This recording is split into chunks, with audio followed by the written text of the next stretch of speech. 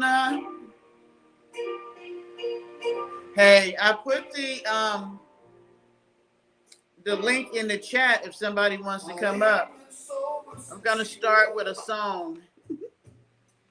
Not for lack of trying. Her rain still on the windowsill, but now it's just a lie I'm buying. Every night I play the same old game,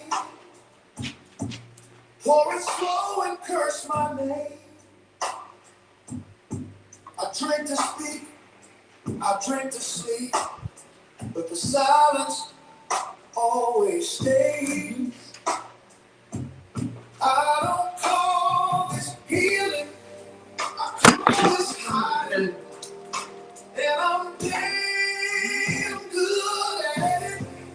Ain't much whiskey left tonight, just enough to not forget. She walked out with her half of me, left the rest in unpaid debt. I gave her, she gave me time. I'm sorry, y'all.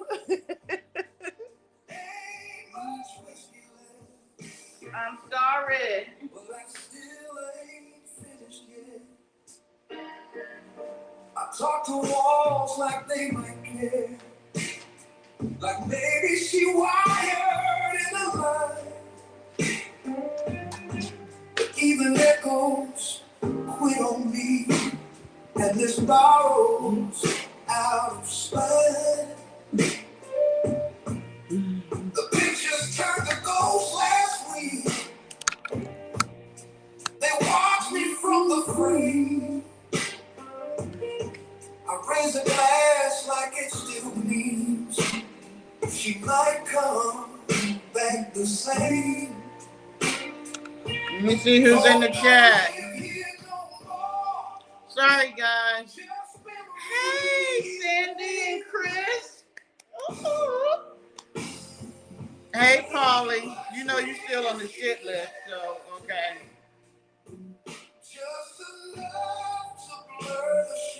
Hey, still on Rise. Hi, guys. This song is kind of how I'm feeling right now, so I'm gonna play it just a little bit longer. Just give me a couple more minutes or a couple more seconds. You know, we down to the box wine right now because of the tariffs. We're drinking box wine.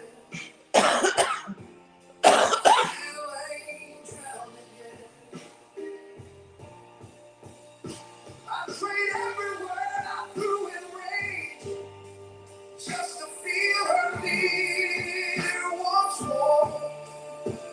One more time to kill the sorrow. One more time like before. Ain't much whiskey left tonight. Only enough to feel alone. She's somewhere out there. All right, guys. Ain't much wine left tonight for me to deal with the bullshit going on in the United States of America. Woo! This has been a week. This has been quite a few months, and we hadn't even done a year. We have not done a year. So, we're doing something different tonight, peeps. I put the link in the chat. Hey, Peaches and Cream. I will put it in again. Let me see here.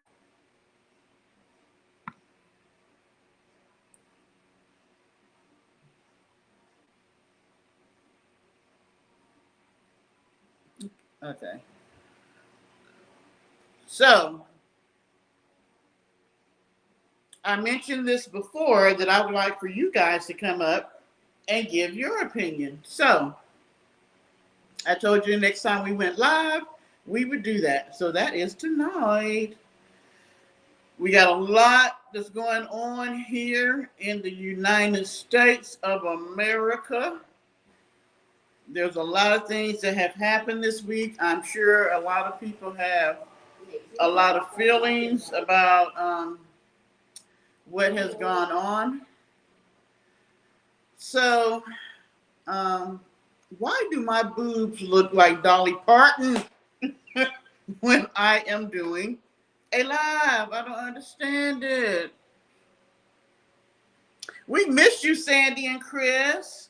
What's been going on? What's going on in Australia? Y'all been over there looking at what the hell is going on in these crazy United States? Y'all be joking about me coming over there, but I'm gonna need y'all to keep in contact with me because I am looking about being an expat. So I need to see what's really going on in Australia. Am I gonna get treated nice? Give me some feedback.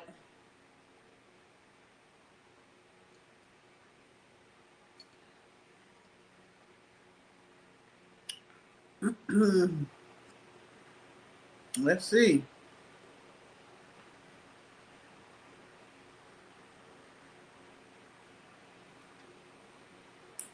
Anybody want to come up? Chris or Sandy? Martina? Peaches and Cream?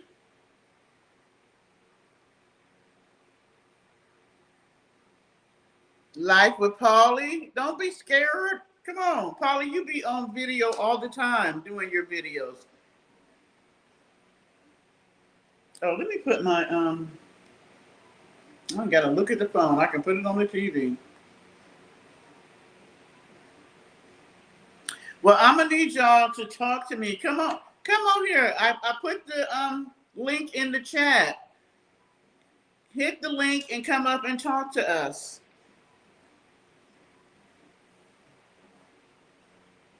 What you talking about, you, Martina? Am I live material? Come on, anybody can go live.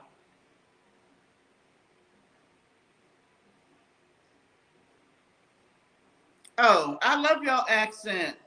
I have my Siri on my phone. It's an Australian accent. It's an Australian male. I love him. He is so nice and polite. I say, Siri, put on Do Not Disturb. And he was like, okay. I know I'm getting this all wrong. Okay, Deborah. And I say, thank you. And he says, you're welcome. He is so polite. Don't get Martina started. Don't. Martina has been very, very bad since we have not talked to you guys. And I am going to blame that on Chris. Because Martina was a very nice, subdued woman until she got in the chat and started interacting with Chris. I don't know what happened. Now Martina is just defiant. She just does whatever she just wants to do.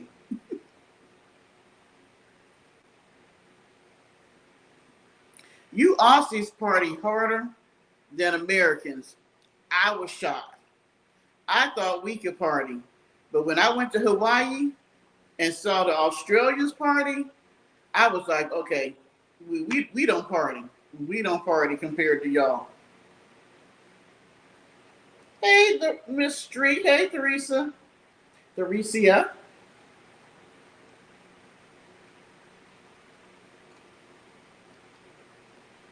Thank you. Thumbs up to chat. Subscribe if you haven't.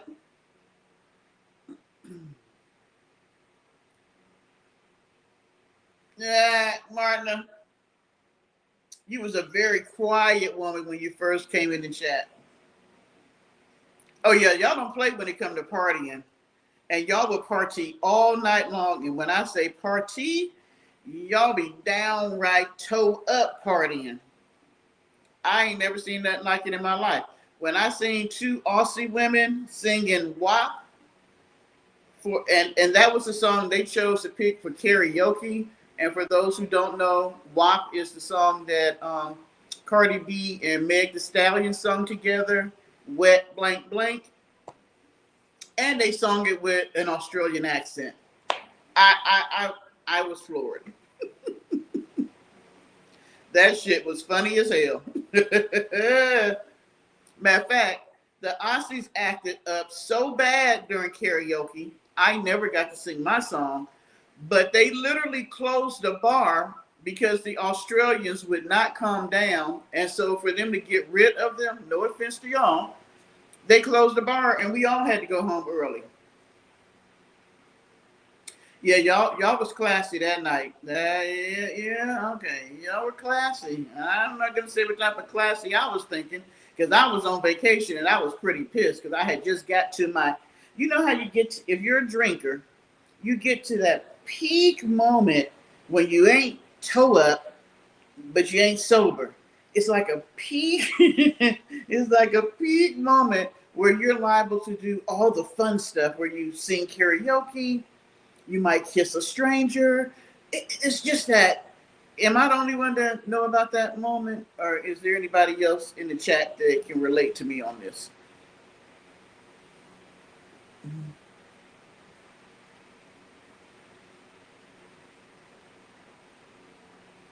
Come on, talk to me, people. It's after 10. Talk to me. And I know y'all notice that I got yeah, Chris. It's that pivotal point. And that's where I was when they got us all kicked out and the club had to close.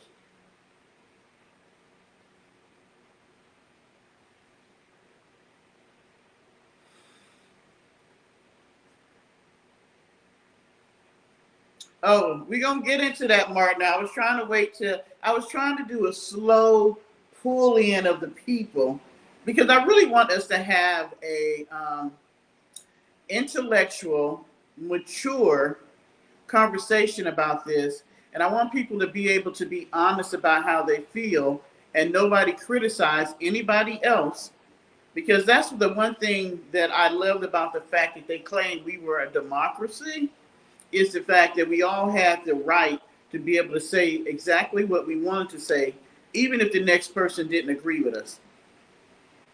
I don't ever have to agree with you guys, and you definitely don't ever have to agree with my opinion. It is just my opinion.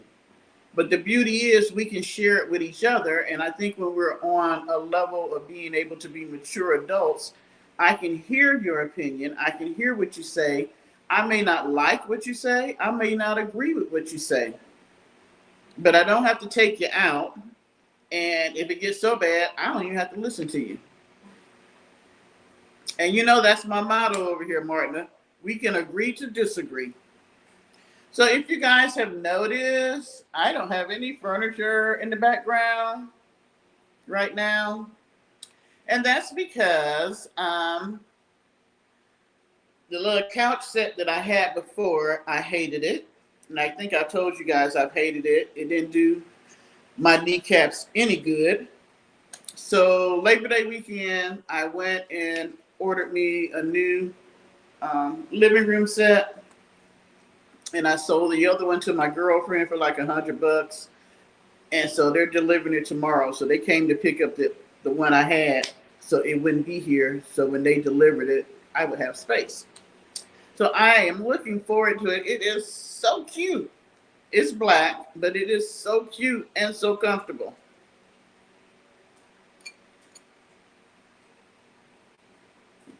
And my knees won't hurt. So I'm very much looking forward to laying on it and watching Netflix. All right, do you need to say hi since you want to get up here? Mm.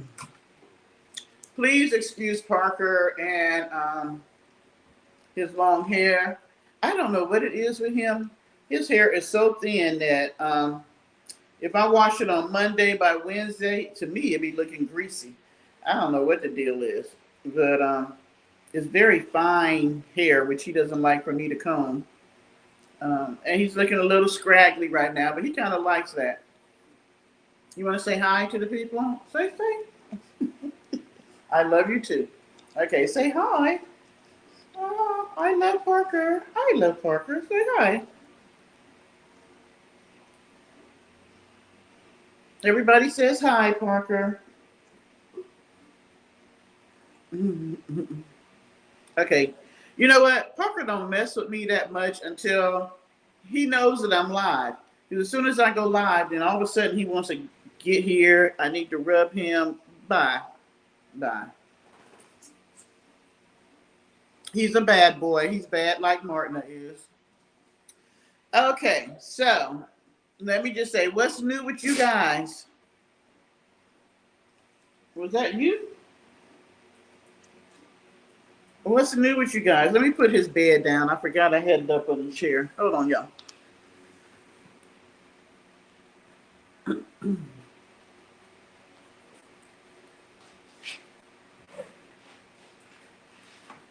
You got plenty of room now. There you go. There you go. You're right next to me, so go ahead, lay down. Parker, go lay down. Mm,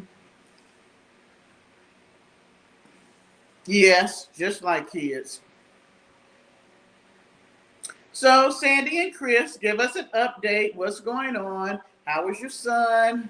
How is Australia? What's going on? We are in the fall time of the year, so I don't know. Do y'all have winter the same time we have winter? Because the weather has been great in South Carolina. I mean, it has been awesome. Not too hot, not too cold. It's that fall season. I've been I love the smell of cloves, and so I put a little clove oil in a pot of water and just let it boil, and it has the whole house smelling like I'm getting ready to cook pumpkin pie or sweet potato pie or something. Matter of fact, when my girlfriend came to get the couch, they were like, "Oh my gosh, your house smells so good." I was like, "You can do this too, girl. Get you a bottle of clove oil and put a pot on with some water, and have the whole house smelling good."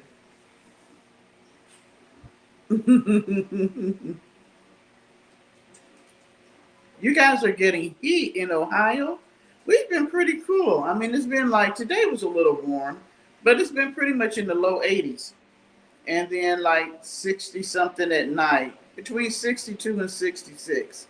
So I'm not complaining. I love this weather. I love when it gets a little bit crisper, like in the 50s in the morning, a nice crisp walk, and then I can leave the windows open at night.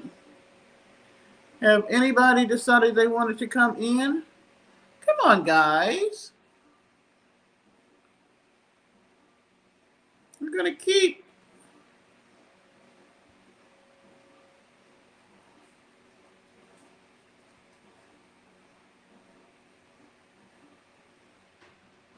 Why won't they let me do it? Okay.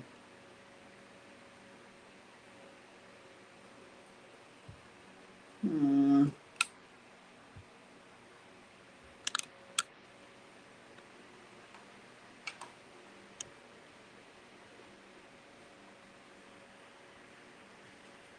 Maybe I didn't. All right, let's try this again.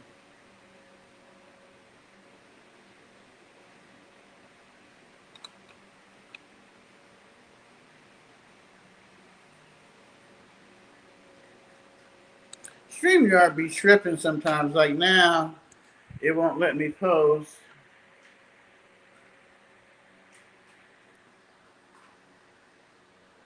Let me see what y'all are saying.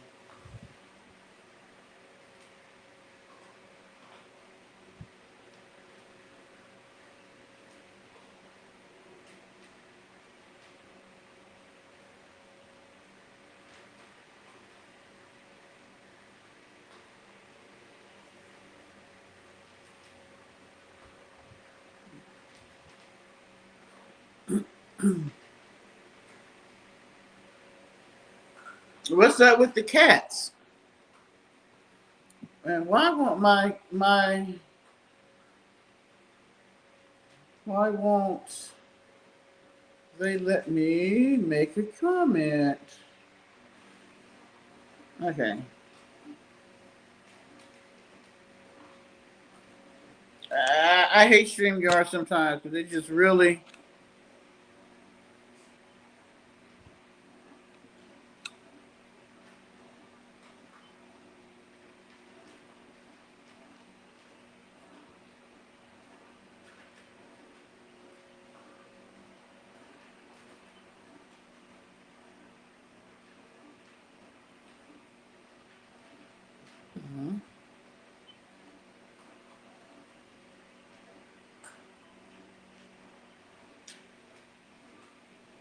Well, hell, Lisa, how are you?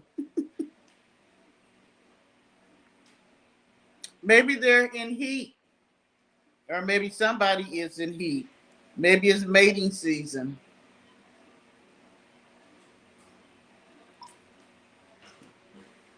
Where you been, Lisa? We've been here. We have been here, ma'am. Where have you been?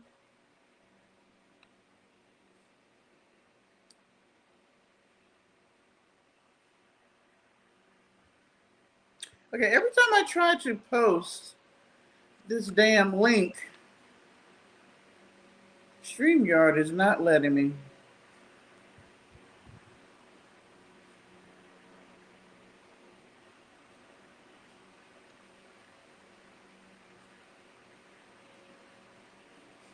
Why won't it let me? Hmm.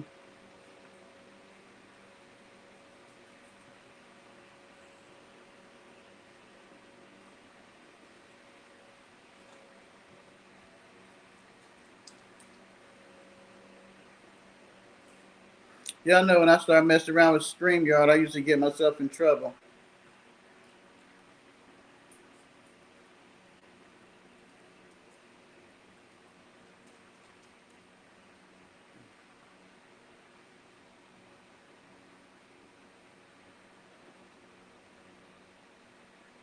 And I'm just missing the chat. Let's see. Lisa said, you're still in Texas. You're going back to Arizona next month. And you're going on a 29-day cruise. Oh, that sounds awesome. Okay, so Chris or Sandy said, yeah, that must be it.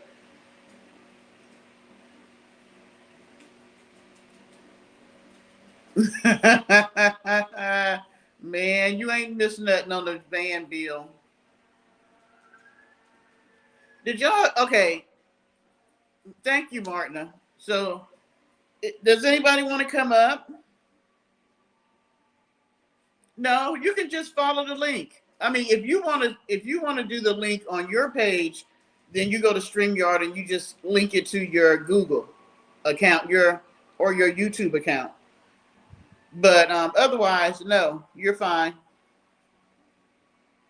Just hit that link that Martina just put in there. Thank you, Martina, because where would I be without you? As much as I mess with you and talk crap about you, I need you, Martina. So,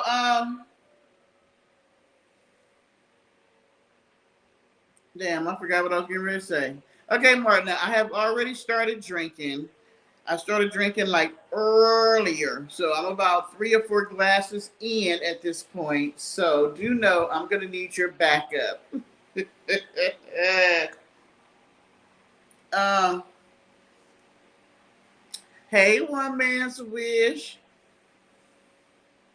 Hey, boo boo.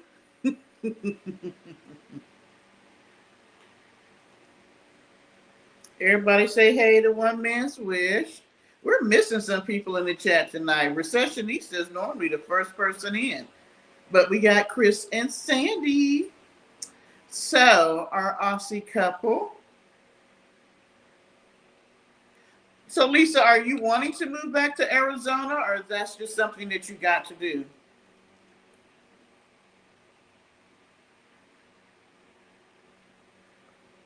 I lived in Arizona years ago. It wasn't the place for me. I'm not a desert person, and the heat was too much. Even though people say, oh, the heat in Arizona is dry heat compared to the heat in South Carolina, which is humid. I found that hot was hot. So 120 or 30 or 40 degrees during the day on hot concrete and being on top of the F-16 was hot as hell. It wasn't something I wanted to do. I literally did not go out till after 6 o'clock in the evening when I lived in Arizona, unless I had to because the military made me. I didn't understand the whole thing about, I mean, I didn't realize how hot Arizona was until I lived there. So they don't do grass, they do rocks. And they do colored rocks. You know, when you first get there, you're like, what the hell? There's no grass. But after you're there for a while, you realize why they do the rocks. Well, the military would have us rake the rocks. We had to rake the rocks in a uniform manner. So, sort of like if you were vacuuming one of your rooms in your house, and I know some people are very anal that they want to have all the vacuum strokes when you vacuum going the same way. That's how the military was when it came to raking rocks. They all had to be in a uniform manner, either going, you know, one way or the other, parallel or whatever the other one is. Oh yeah, you got to have AC in Arizona, but do you know there are people who live there without AC?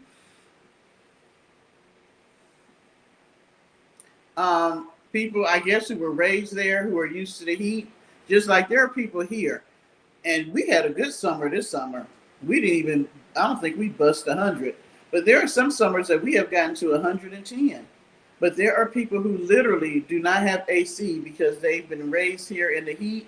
And think about our ancestors for those of us who are of, but you know what? It's all our ancestors. Because even if you were of African American descent or if you were of European descent, nobody had AC back then. You might have had somebody fanning you, but you didn't have no AC. So, yeah, there's a lot of people in the South who are used to not having AC, and it don't bother them a bit. It bothers me. It's amazing to me when I see people who they would want to sit on the porch, and it's like freaking 99 degrees outside, and they're just chit chatting like ain't nobody sweating. I don't get it.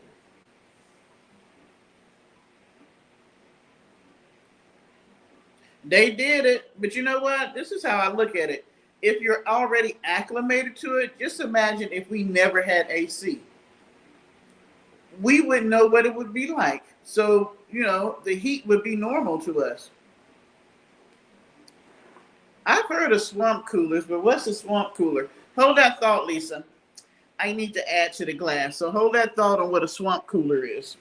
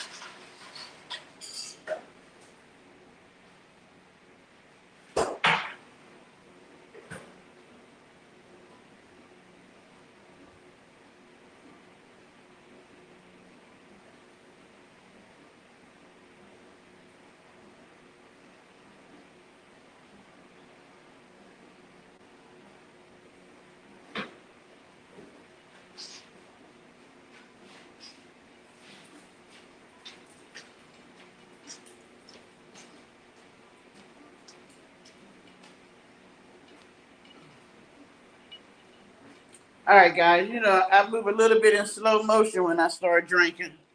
What did I miss? Um,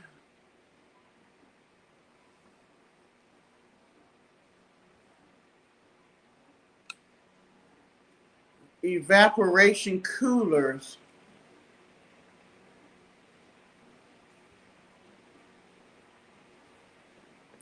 That sounds like the stuff that y'all van lady got over there. Because she always got to pour water into that big old AC thing she got. And I guess that's how it cools stuff. Yeah, that's what McNasty got over there. It's like this big old metal box, but she pours water into it. And then I guess it uses it to cool everything off and blow cold air out. You know what? I bought one. You know how they had the little boxes that they were advertising, and they were like, "Oh, it'll cool a whole room and all this stuff." So I went to Lowe's. I saw it. I bought one.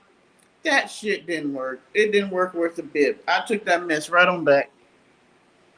But she had. I never seen one like she got. She got a big old gigantic one that she pouring 5 gallon things of water in there. Yeah, the one I had was you had to freeze the little pads and then it was supposed to cool you. It didn't. It didn't. But yeah, I that's interesting because that seems like a lot of work. So did you have to have one in each room to cool each room, or did you have like one really big one that would cool like multiple rooms? Mm, sorry, Parker over here playing with his girlfriend the pillow.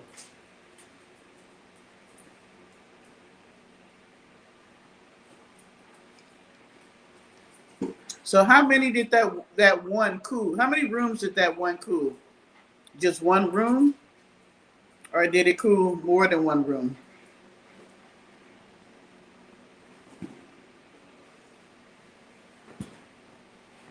I guess that would be cheaper than AC though, because you're using water to cool everything off versus. Um, but then you still got to pay for electricity because you got to pay for the fan to keep spinning so that it can cool the room. So I don't know if it would be cheaper. Speaking of AC, the AC went out at the condo again the other night. I know I need a new unit over there, but I am so need it to continue to work until winter comes and I can get a cheaper unit on the AC side. So my son said it came back on this morning, but I have the AC guy coming tomorrow. So you went to bed hot.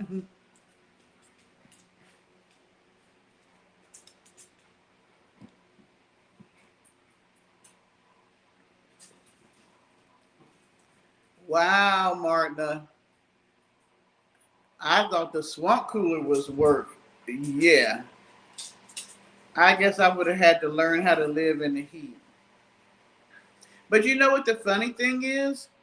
When I went to Jamaica, the day I got there, it was so humid and so hot that I was literally pouring down in sweat. So when we got to the resort, we got there like 2 hours earlier than you can check in because everybody, regardless of what country you're in, seems to not want to let you check in until 3 o'clock. So I told the lady, I was like, hey, I'm older, I'm in menopause, I'm sweating like, there's no tomorrow. Can you get me in the room sooner? So she was like, well, I tell you what, you guys can go to the restaurant where they're still serving some lunch or a late lunch. You can go there, eat, and we'll try to do what we can do. So we did that. I'm sitting there trying to eat. I couldn't even eat because I had water literally dripping from my face into my food. I was so freaking hot. But do you know by the third day, I was so acclimated to the weather that I could come down in the morning, eat my breakfast, lay on the beach, and I wasn't pouring down this sweat or nothing. I don't know if their heat is different, but and there was AC in the rooms. There was just no AC any other place in the hotel or in the resort except for restaurants. But if you ate in the main main eating place, if you sat outside, there is no AC.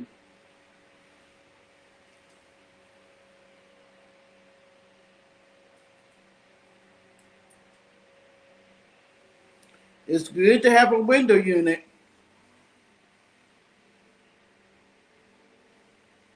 Okay, I was waiting to see if more people were going to come in, but let's talk about these affairs of this week in the United States. We should just make it like the soap opera for the United States. How many of you all even knew who Charlie Kirk was before he got assassinated? I'll raise my hand.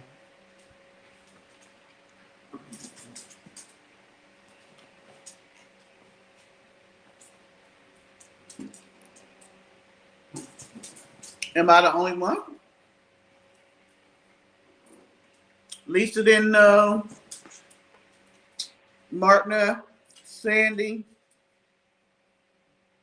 Martina didn't know. Oh, you guys did? In Australia. Interesting. Well, to be honest, the only reason why I knew who he was because when all the stuff came out about the Epstein files, he was very adamant about the fact that they should let us see the Epstein files. And he had a whole big conference, and for about an hour or two, he was talking about how Trumpians should let us know, they should release the Epstein files. Well, the interesting thing about that was that about 3 days after his conference, he got on his podcast and he said, somebody wanted to know, well, you know, what's going on with the Epstein files? What do you think? And he said, I have already said everything that I need to say. We're going to leave it up to the president and the White House. Okay, that was a red flag for me because I'm like, you were just defiant about the fact that they needed to release these Epstein files. Then 3 days later, you trying to backtrack? I was like, okay, somebody at the White House says something to him. Now, this is before I knew all this information about him. And that's all I knew about him. Oh, okay. So I don't even venture into the right side. You know, I don't do Twitter. I don't do X, whatever you want to call it. I don't venture into areas where they're talking about stuff because I don't want that information.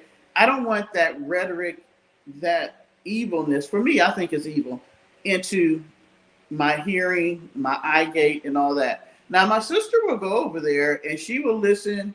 She's a part of a whole bunch of right-wing podcasts and websites and all this stuff. And so she goes over there to find out what they're saying, and then she filters it back to me.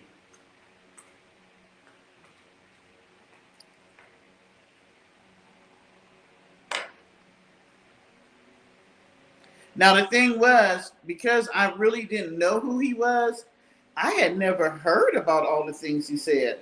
I didn't know his stance on women, on people of color, of immigrants, of LGBTQ.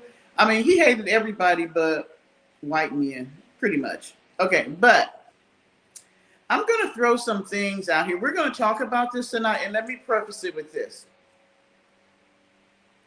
This platform is for people to be able to share their opinions and what they think and how they feel and what they believe without anybody else telling them what they think, believe, and, you know, is wrong.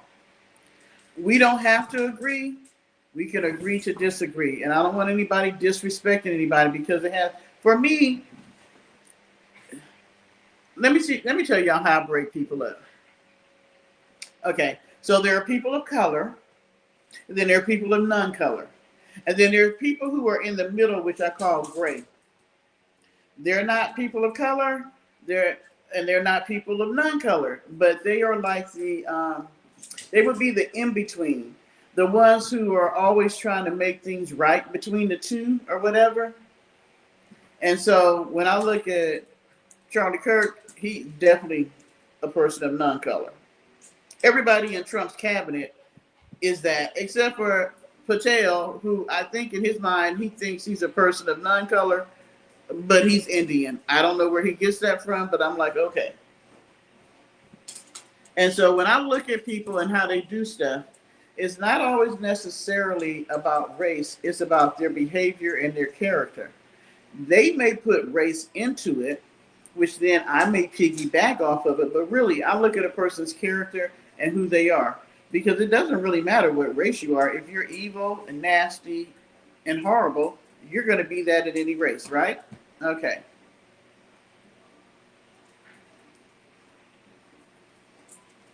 Thank you, Chris.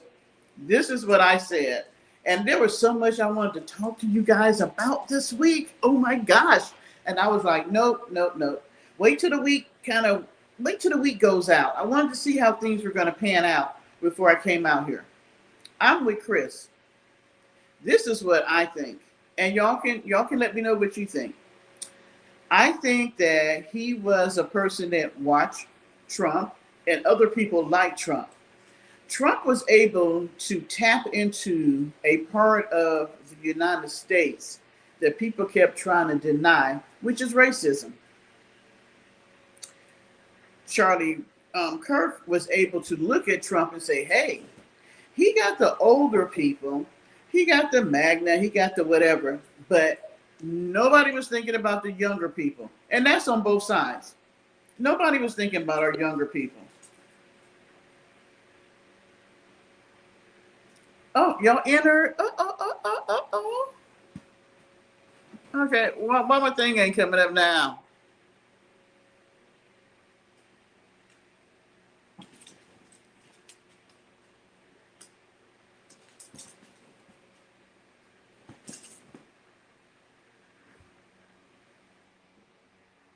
Okay, so now I'm trying to get y'all into. Hold on, Chris and Sandy. Me and StreamYard. StreamYard hates me. It really does.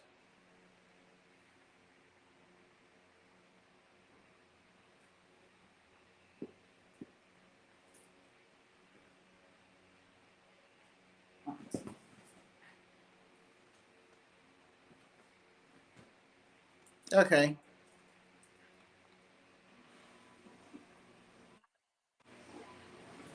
Hello. Can y'all see? Can you hear me? I can't hear you though. You can't hear me? Okay, yes, yes. Hi, Sandy. Hi, Deborah. I'm so excited. You're my first person, other than my sister, but I am so excited that it's you guys. It looks beautiful over there. It is. It's a beautiful day here today. I love your accent. So I don't know why you were talking about the accent. But since we're talking about Charlie Kirk, I think that he realized that he could tap into the fact that there were younger people in the United States who were lost, confused. Because if you take people who are between the ages of 18 and 21, we all were trying to find ourselves. We didn't know who we were. So you're going to university and colleges and talking to these young people, and you always have that segment of young people who haven't realized what their sexuality is. Some of them may not, they're awkward about dating, they're concerned and stressed about school, they're coming with baggage from home. So you got this whole group of people who don't know where they fit in at. And he said, come fit in with me. You got a voice. We will listen to you. And he tapped in, and let me tell y'all something. He was smart enough that he tapped into this right after he graduated from high school. He was only 31 and he was worth over $700 million. He tapped into that so well that he was able to bring young people and he was able to manipulate the older ones because they realized they needed the young people. What's your thoughts on that, Sandy? I had no idea he was worth so much money. Oh gosh, the cat is Yeah. just. Yeah, I had no idea that he was worth so much money, but did he used to go to high schools as well, or was it just colleges? I'm not sure about the high schools. He might have gone. Um, Look at your cat. I know, he's so naughty.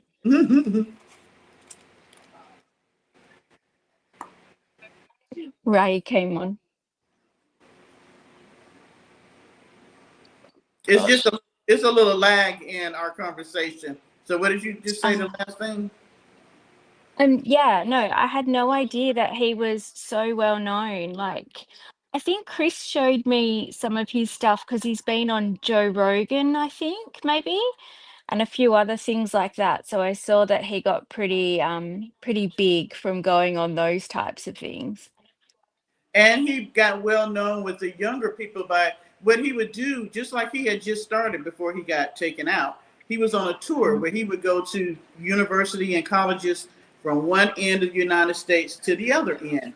And he would debate. His thing was debating. So he would debate you. You could come up as a young person or whoever was there and say, Mm. what are your thoughts on transgender students, going into politics or something, whatever you thought of, and he would debate you.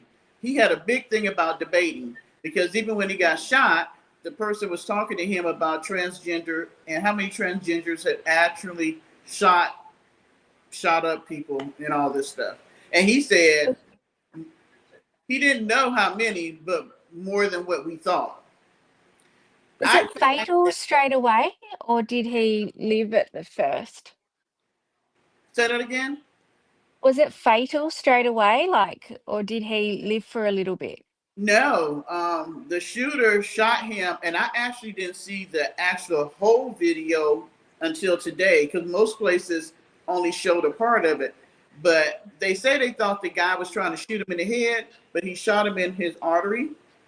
And what you see Mm. is somebody shoot him, blood just starts gushing out.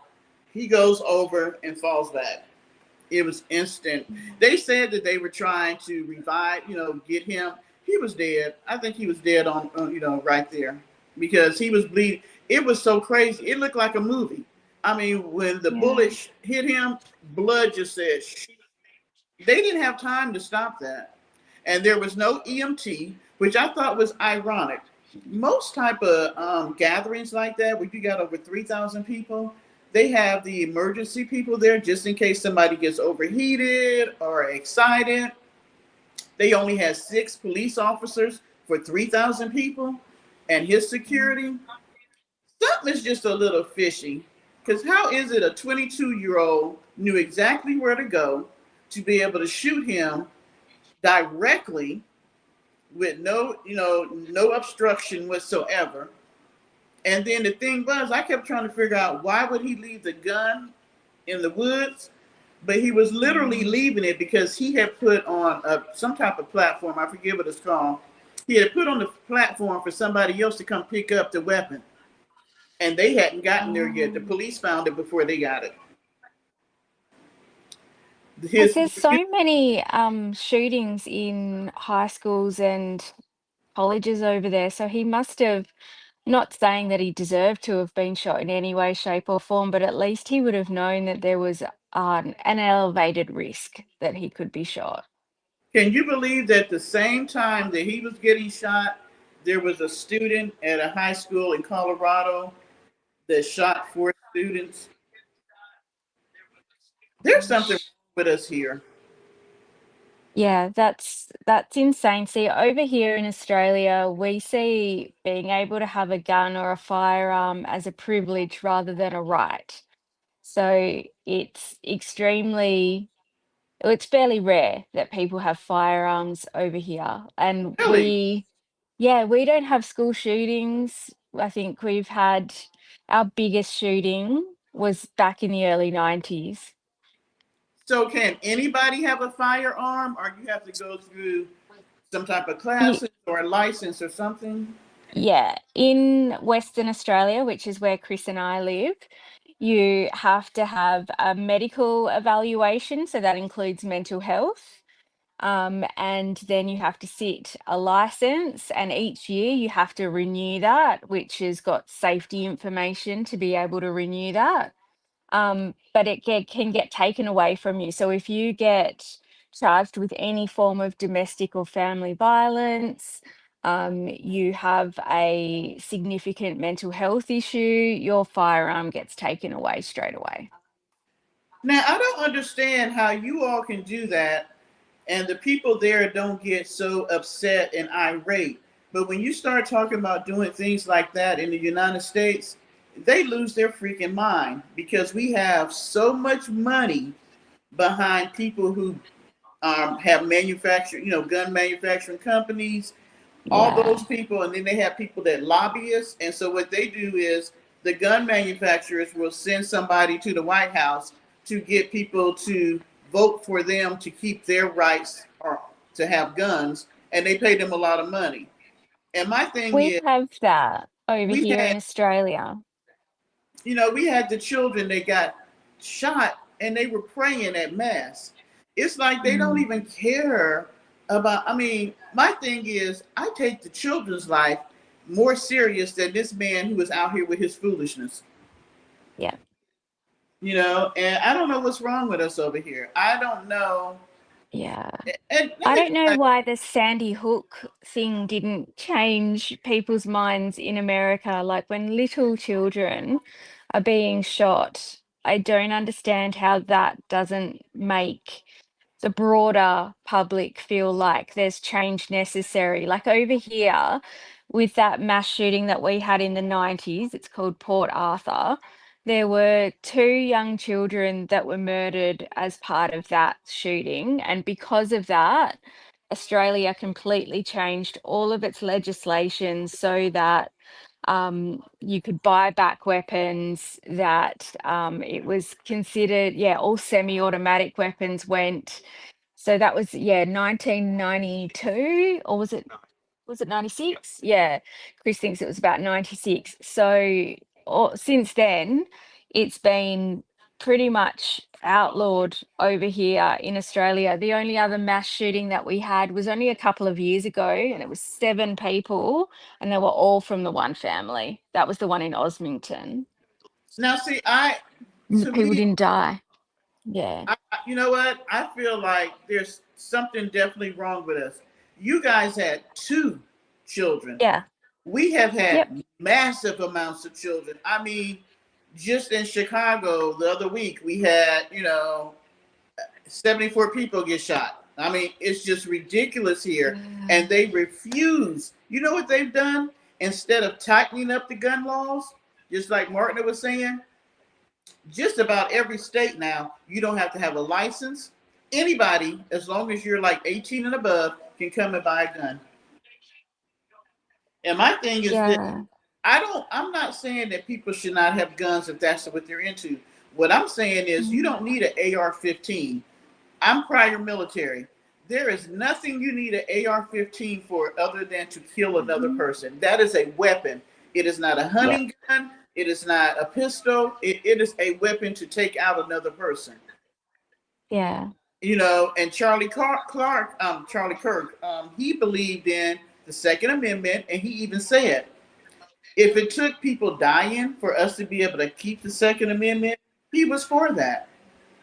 And then look what happened to him. It's ironic. But Yeah, yeah, in Australia, it's 100% seen as a privilege to have a firearm. It's not a right. So it's not within our constitution or anything along those lines. well, at least y'all got that right. So, how expensive is it to live in Australia compared to the Oats. United States? Well, your dollar goes so much further over here. So your dollar is nearly worth $2 here in Australia. So I haven't traveled there yet, but I need to take a vacation. I'm serious because I'm really, even my son came to me and said, "Hey, mom, what do you think about us leaving the United States?"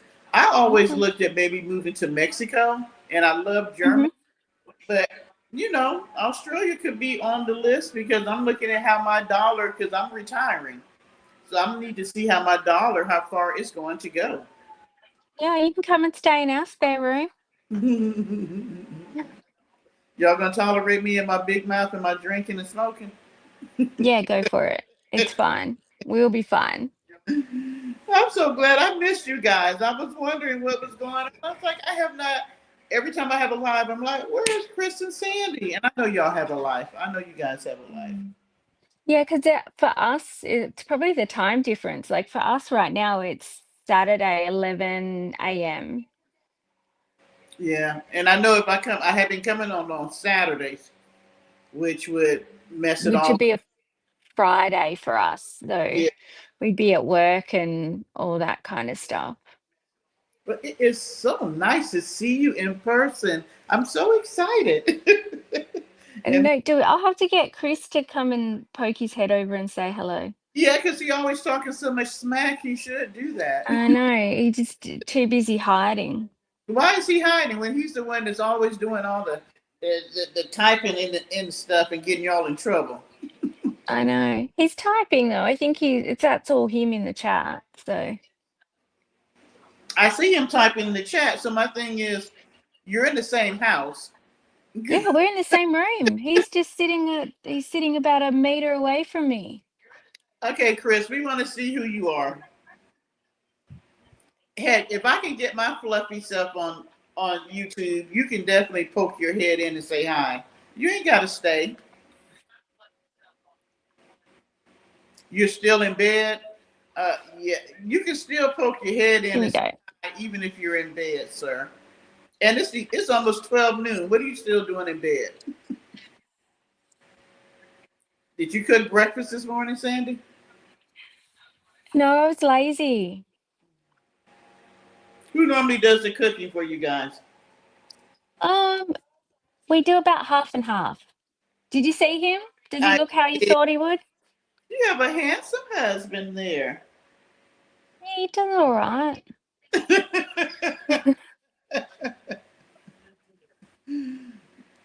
So y'all do half and half?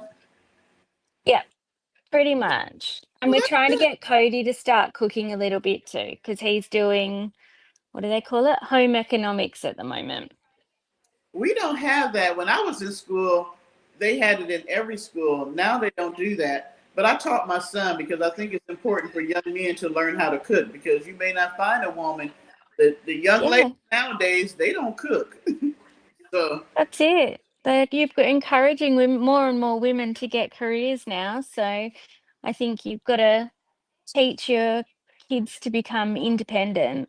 yeah, he's a good cook. Now that he's a father, he has a cook for my grandson.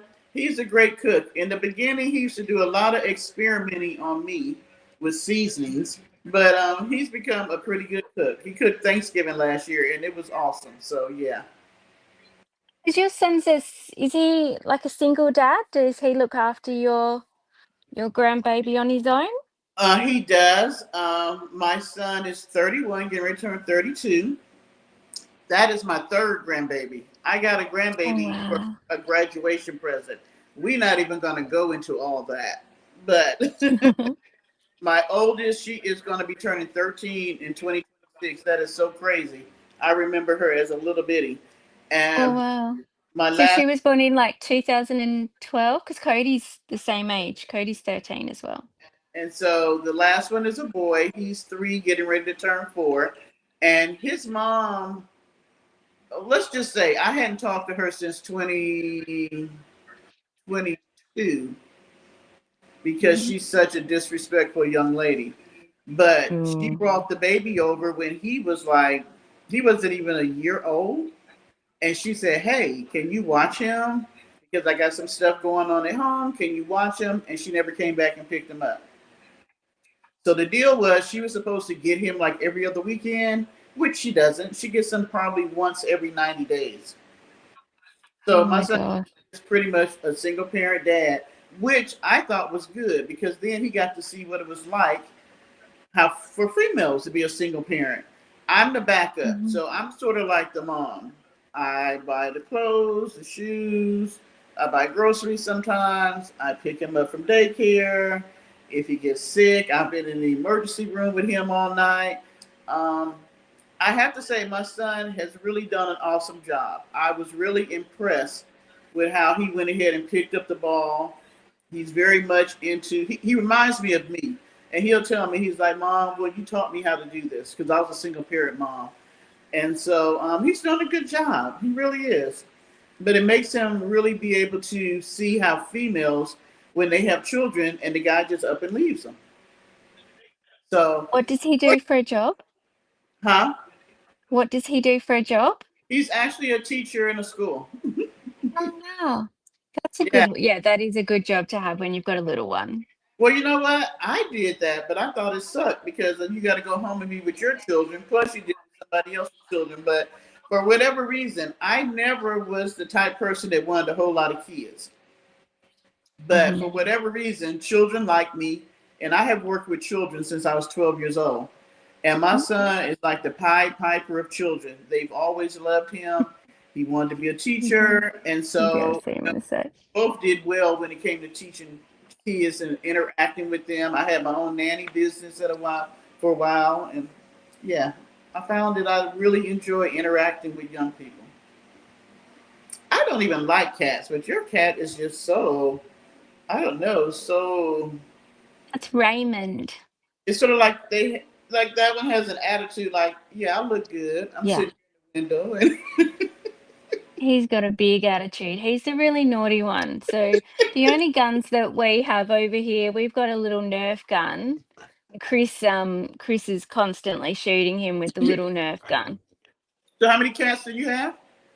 We have the two. So we've got a tuxedo cat called Jinx, and she's asleep somewhere. And then we have this cheeky one called Raymond. Yeah, I can tell that one is like, yeah, I am the cat. Yeah, he's talking to birds at the moment that are out in the tree. So they do this funny little clicking thing when they're talking to birds. It's strange. The tree in Yeah, the it's like look squeaky. almost like what we call dogwood trees here in the spring. Oh, So it's like, dogwood. is the springtime there or summer? Is it spring here or summer? We just turned into spring. So Okay, yeah, we've got the back one behind me. That's a like a cherry blossom or an ornamental plum okay. is what we call it over here. That is so crazy So to me. You guys have spring and we're going into fall. And yeah, when we we have the opposite. So yeah, whatever you have, we're the exact opposite. so when we have winter, you'll have summer. Yeah. Interesting. Interesting. But I'm glad you came up tonight. I don't know Oh, if where's everybody else? Is I don't know someone if else gonna come you want up? to come up or not. I'm just like, where is everybody in the chat? Everybody's just listening to us talk. I know, because I'm very boring. Well, you know, it's strange for me anyway to just talk to a camera. I'm just like, YouTube is interesting. This has been very interesting for me. Yeah, I don't know how you do it, how you just, but I mean, I guess it's the same with watching idiot Vanessa, how she just warbles on and rants for 9 or 10 hours Um, about absolutely do you, nothing. do you know she is not even the craziest person on YouTube? I have found that Blows there my mind. started watching two other people. One is in Louisiana and the other one's in North Carolina. They all say they're homeless, but they all act like Vanessa. It's like this whole thing that it's not their fault, it's everybody else's fault, and they believe other people should take care of them. And like the one girl that's homeless in North Carolina, she has an electric bike, but you're homeless.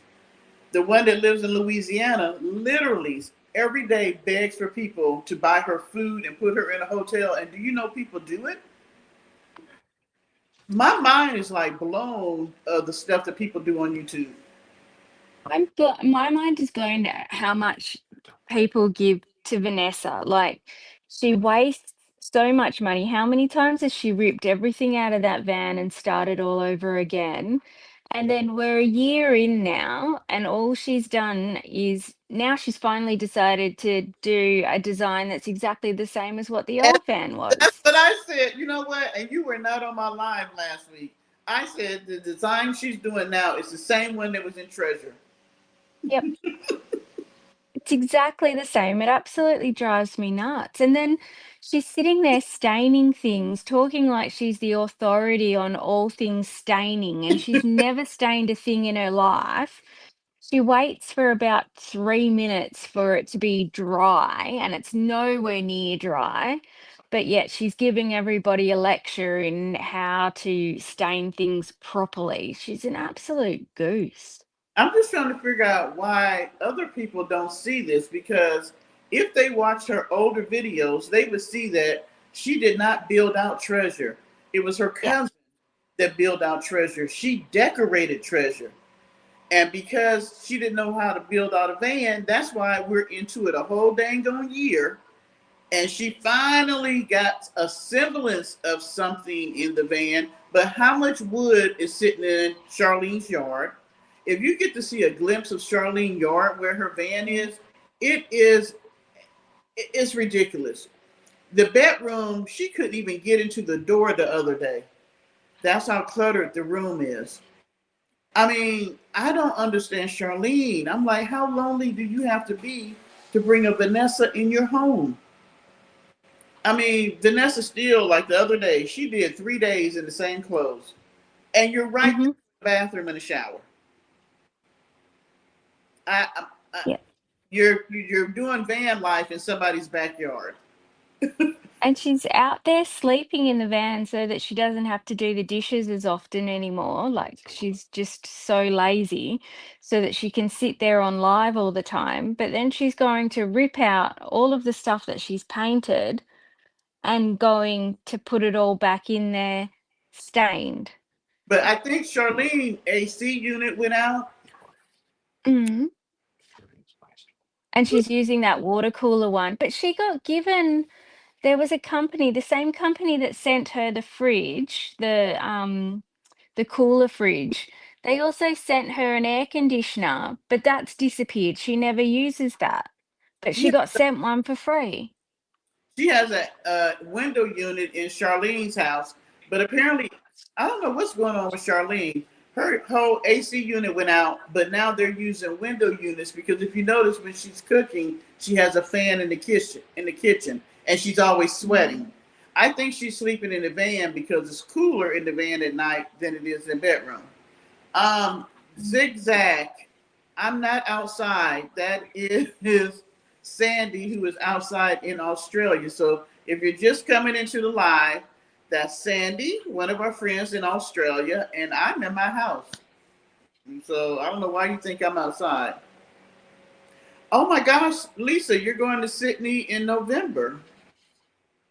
Oh. We're in Perth, Chris and I. We're in Western Australia. So we're on the other side. I've heard of The her. biggest state in the world, apparently. Is Sydney expensive? It sounds like it's expensive. Is it expensive here? No, in Sydney. Oh, Sydney's more expensive than here, yeah. But It's a, it'll still be cheap for you guys. Like, she says she doesn't know how to dress. Well, in November, it will be summertime for them, so you would dress how you're dressing now. yeah, it'll be really, really hot. So I don't know, we do degrees Celsius, so it would be around about 30, in the 30-degree mark. So And what would that be? I have no idea because Yeah, I was in raised. Sydney, be high 30s. But Oh what is that in Fahrenheit? yeah, I was raised on Fahrenheit, so I have no idea. Be about 110. Oh my gosh, really? Yeah. Okay, Yeah, so so Christmas Day is like one of our hottest days over here. So so Christmas Day, people go to the beach here. okay, so Lisa, they're saying it'd be around 100, 110 degrees in Australia in November. So I would say you would bring shorts and a bathing suit. Yep. Wow. I didn't think it got that hot there. But you guys are kind Oh of close yeah, to the equator. we get really hot over here. So we're it's it really, yeah, up to about 45 degrees. Chris is going to look up what the Fahrenheit is. But then the top part of Australia, so the top part of Western Australia and the Northern Territory, that's tropical heat. So, and like there's rainforests, there's like wetlands and well, we I have crocodiles know over that here. So we've got crocodiles. I didn't know you guys. 113 degrees Fahrenheit, Chris said. I didn't realize you guys had that many different like climates and I guess terrains. I don't know if Yeah. that's the right word in Australia. For some reason, Yeah. okay, I'm gonna be honest. The most I knew about Australia was watching what was the movie? Crocodile Dundee. Or I was, Greece. That's all I ever hear is Greece because of my name being Sandy. yeah. So where was that filmed at? Was that down by Sydney? Where was Crocodile Dundee filmed? Was it I even? think that was, Was it? yeah, I don't know, probably Sydney, I'd say. So that's the only thing I really knew. Um, so yeah, I didn't realize you We guys. don't call them shrimp as well. So when they say throw another shrimp on the barbie, people won't know what a shrimp is here. We call a shrimp a prawn. Yeah, which is yeah, we call it shrimp and prawns. Thank you, Martina. Martina says you guys have bad bushfires. We do. We have very bad bushfires. Really? Yeah. So And we how live in a did it started? bushfire area here where we are, and we had to evacuate. It was a couple of years ago now. So how were they started? Is it from people being out there? It's mostly people, but I think a lot of it is also just the fact that we've got lots of fuel to be able to burn. So we've got lots of big open areas with lots of trees and stuff. So yeah, Chris's one of Chris's good friends, their next door neighbor got burnt. Like you see lots of stories where a house gets burnt all the way around and it might just be the house that manages to survive. It's really crazy. Wow. Well, you guys, I mean, it's just interesting. And I want to thank you guys because you're like the one couple that has been with me for a long, long, long, long time. I have people drop in from other countries, but you guys have been long term. And so I really We subscribed back before you had, I think you had less than 100 back when we subscribed. you remember that? Yeah. I had nobody. And the thing was, I only started this during COVID. I was at Yeah. home. I lived in the country. It was nobody but me and my dog. And I started, well, I didn't even know what YouTube was. To be honest, I didn't even know that YouTube existed to 2019. And then in 2020, COVID came. And so I was no longer working. I was at home. And so I watched a lot of arts and crafts stuff.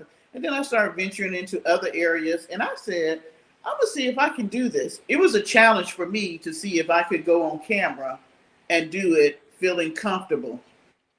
And nobody was watching me. I mean, I really didn't have nothing to talk about until I found Miss Vanessa. And she used to make me so mad. I used to be at home cussing Yeah. and fussing. And then I ran into Arabs on YouTube channel, in the YouTube streets. And she was like, well, you should, do your own channel. You should say how you feel. And the thing that made me really start talking about Vanessa was the fact of how she used God to manipulate other people for money. She was such the con artist. I had never seen a person that did stuff like that. She has kind of mellowed out a little bit. If you guys realize that over the last 3 or 4 years, she has really tapered herself down. But that's only because she got Charlene. Yeah. Yeah, I think she's calmed down because she doesn't want to get thrown out of Charlene's house. But the thing is, she still does her normal cycles where she'll be normal for a couple of months, but then she'll fall off the wagon and have her screaming and ranting videos where she'll carry on and scream about the Lord and Jesus and threaten people and say that people aren't going to survive the year and all sorts of other stuff. She's really unhinged. She's crazy. But my thing is, since she's been with Charlene, she's been more stable. Yeah. I I still mean, can't believe though that she conned all that money out of people for that van and Oh, the little trailer, and she goes there once a year now, and then yells at people when they have the nerve to ask her when she's going to go back to the trailer. well, if you've seen her one's videos lately with the dog, with Raven, Oh, that's hard to watch. She yeah, shouldn't be in charge of a dog. and I don't know why Charlene would give her another dog after she killed the last one. I still say she did something to that little dog.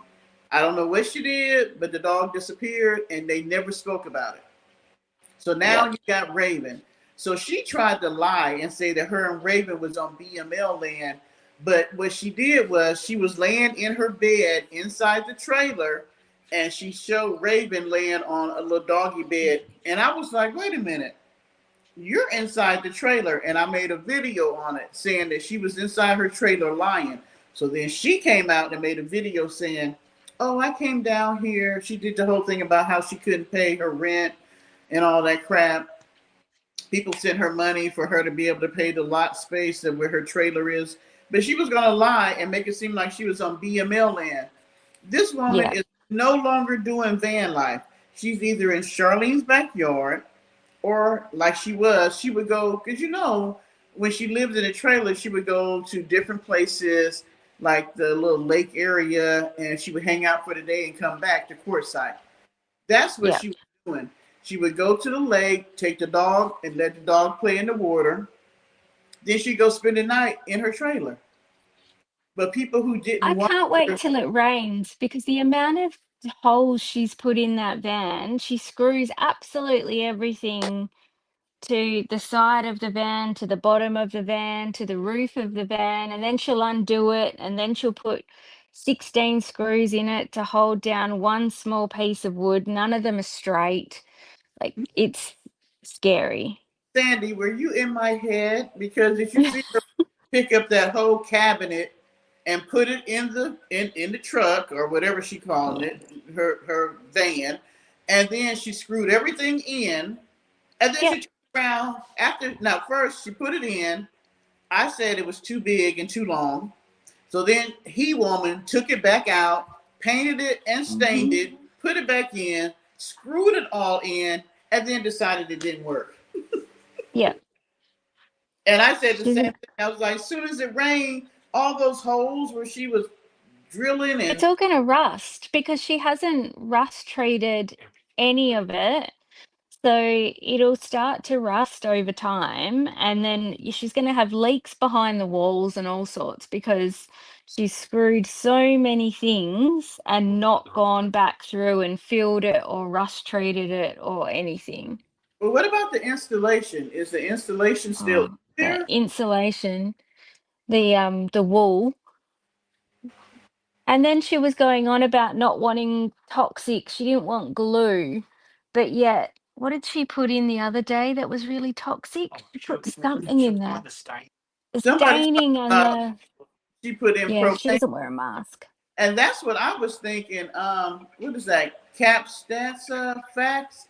I was thinking about those propane tanks because before, when she had her stove, that was somebody who knew what they It's were doing. so dangerous. That was somebody who knew what they were doing when they put the stovetop in. She put her own stovetop in, and I don't know if she knows what she's doing when it comes to those Yeah. propane tanks. And if you Well, look in at Australia, you're not allowed to have propane tanks in the actual van. They have to be in their own little locker thing, and you have to have it low to the ground, and you have to have the sensors in, like, because people die. It's so easy to have a really small leak, and you just won't wake up in the morning. But yet, she's on about using it as a form of heat, and she's wasted space on that oh, back bench. that's what I thought too. I thought putting that whole L-shaped cabinet in was wasted space. Mhm. And then also That's what we're she talking about. put herself in a position where if let's say the propane tank caught on fire or something, how Mhm. do you get out? The only way you can get out is on the side, but you got that whole thing that she built that was supposed to be for her bed, but was too short. You got to climb over that to get out the side because she can no longer get out the back because of her L-shaped little design. And I was like, you're building a real kill trap for yourself, basically. Yeah, it's a death trap what she's building. She's doing all the things that you shouldn't do, but then she sits there and screams and yells about, I can do what I want and I know what I'm doing, and then tries to charge people $100 a phone call for her to tell you how to basically kill yourself in a van. And she did supposedly she went to Nevada, and she Mm. said that she's like, hey, I'm in Vegas. Anybody want to meet me? You could link up with me. Now, we all know that she was trying to charge people to meet her because she said she was a celebrity. Nobody volunteered to meet her when she was in Vegas last week. Nobody. She ended up going back to Charlene's house. I was like, No. because you don't have the sub. I'm not gonna lie. When I first started watching Vanessa, she had subscribers that were awesome. I mean, Mhm. they sent her money. They literally built out that trailer in Quartzsite. Yeah. Well, she's They, put them all off because she yells and screams at them and ruins the things that they've bought her, like that poor lady with the fridge where she yeah, scratched it and screamed and yelled, and then there was the people that she was giving back their money to, or the lady with the drone, what was her name? Is it yeah. Catherine? Um, it was Kathleen? Maxine and Miss Catherine that they Mm. were sending her. I mean, they were sending her not just money, but Yeah, one thousands of dollars worth of stuff. Miss Catherine sent her the drone, and Miss Maxine sent her the refrigerator. She dinged up the refrigerator and had the nerve to get mad when Maxine said something about it. And then when Miss Yeah. Catherine said something about the drone, which till this day, have y'all seen her fly a drone? Nope. And it's like the laptop. She's got that Apple laptop that she said she bought herself because she was going to edit her videos, and all she does is just put that really annoying baby laughing I've sound never, effect over the top. I've never seen her use a laptop. She has an No, I don't Apple. think she knows how to. I don't think she does. She has an Apple. I mean, this is not a cheap, an Apple Yep. laptop, and we've never seen her use it. The only thing she Nope. knows how to use is her phones, and she got 3 or 4 of them. And this is no lie. You guys weren't here, but about maybe 3, 4 weekends ago, I started playing music, and I would dance, and people were watching. And as long as I played old music, nobody really had YouTube even let me do it. But I talked about her one night, and then I played music. She flagged me so bad that they kicked me out. So when they kicked me out, me and Paulie went over there to see, because there was a person that came in my chat that I had never seen before, and it was one of her Mhm. people. So when I went to her chat, I seen that guy over there, and she had the phone. She sits there during her own live Yeah. watching our lives. That is so crazy. Mhm. 'Cause remember there was so many times where we would be doing a live and she would try and start the same sorts of conversations with her geriatric subscribers over Yeah. there, and we'd be talking about something hilarious over here or something that was a bit sexual or something like that, and then she tries to have those conversations with her 95-year-olds over there and wonders why everybody's dead silent and not part of the conversation. And you know why? Because she built her whole platform on this whole thing. If she's a Christian holy woman, and of course I'm Mm. a whore. I'm just a worldly woman. I sleep with men, I drink, I smoke. I'm just the epitome of what you don't want to be as a woman, right? But she's the holy woman, and I'm not nice. But then But you talk. yet, wasn't she the one that got caught cheating? She got caught cheating, sleeping with someone's husband, and then tried to blackmail them. Yeah, yeah, I've never done that. But then she tried to take my topics and put them with her people. Well, I'm sorry, ma'am. Your people think that you're just this Christian woman that's holier than thou, which I don't understand. I don't understand how. I'm just trying to figure out, did you not see her video when she didn't wear no panties? Did you not see her video when she was drunk as a skunk? Because it kills me Yeah, when she says she don't drink. And we all know she drinks cheap wine. But you know yeah. what I found out that she's doing now? She won't put the wine in a glass. She puts it in like a water bottle, like those flavored water bottles that she does. Mhm. because I don't know if you've seen the video. She got mad at me because one day she was supposedly doing her sleep video, but you had your legs wide open to the camera. She was doing all this sexual stuff. And so I did a video on it. So then she came back and said, well, I don't know why a woman would say something about me because, you know, she always calls me fat. And she was like, she could put her head between her legs and do her own self. Who says that on YouTube? And she literally acted it out. I was like, are you drunk or what? Yeah. She was talking about sexual stuff the other night as well. She was wearing no pants and getting around with little booty shorts on and a sports bra, and her stuff was hanging to her knees. She just looked like an absolute mess. Mm-mm. You say she fine as wine. I don't know what you're talking about, Sandy. She fine as Oh, wine. I know. That's it. She's the hottest thing going around. But like I told her, I was like, let me tell you something, Vanessa. I don't call myself fat. I call myself fluffy. I may be 63 and I'm fluffy, but one thing I don't have to do is put my own head between my legs and lick my own coochie. That I don't have to do. And so I don't know why you would get on YouTube and demonstrate that, but hey, if it makes you feel That's better. it. She's crazy. Like it. Yeah, at least we've got the option to be able to have a significant other or a Thank you. partner, whereas she was talking, what was she was yelling about being celibate the other week, but then talking about how everybody wanted to hit her. And oh, that she needed wood. She was going on and on and on about needing wood and being really suggestive with it. She has been quite, the month of August, she was quite acting sexual. She was doing a lot of stuff Yeah. that I was like, if you ever see in her chat, there are guys that would come in there, even when she did the washing the dishes, there were guys that would come in there and want her to wear colored latex gloves.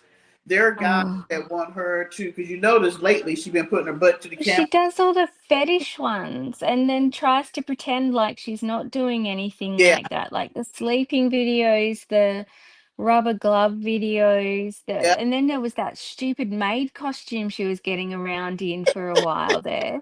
And I don't know what's happened with her magical exercise videos, but they've disappeared.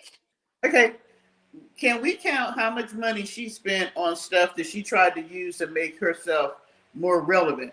She spent all that money on exercise equipment. When was the last time we seen her exercise? Mm-hmm. What happened Oh, to then there's the calligraphy and the writing names. She collected a whole heap of crap for that.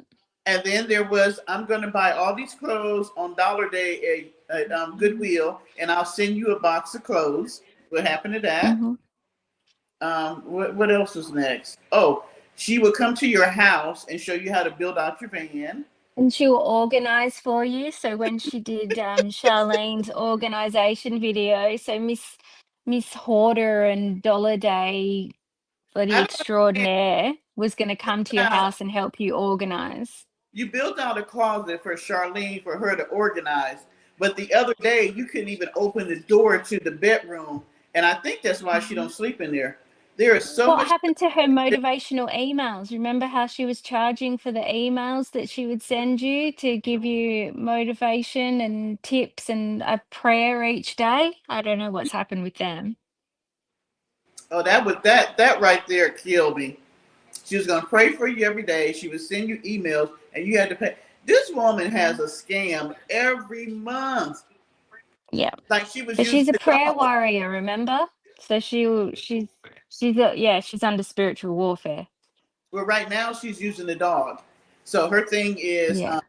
please send her cash apps, not anything for the dog, because a lot of people will send stuff for your pets, but cash apps for Raven to have a harness, for literally for Raven to have dog food. The thing that pissed me off the But then most, didn't she buy 100 bags of dog food or something? And then people were telling her that's a stupid investment because it'll go off. But then she went on a big rant on her other channel about it.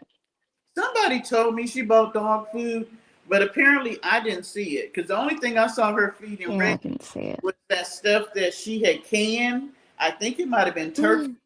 but it was But white. she's got onion in it, and onion is really bad for dogs. Like, Thank you. it's First of toxic. all, why would you give a dog just turkey meat that's been canned? And mind you, Raven is a female. When she put Raven in the van to go with her, Raven was in heat because she talked about that. So you got a dog that's in heat with no So doggy diet, she's not even desexed. Yeah, she fed her the turkey stuff.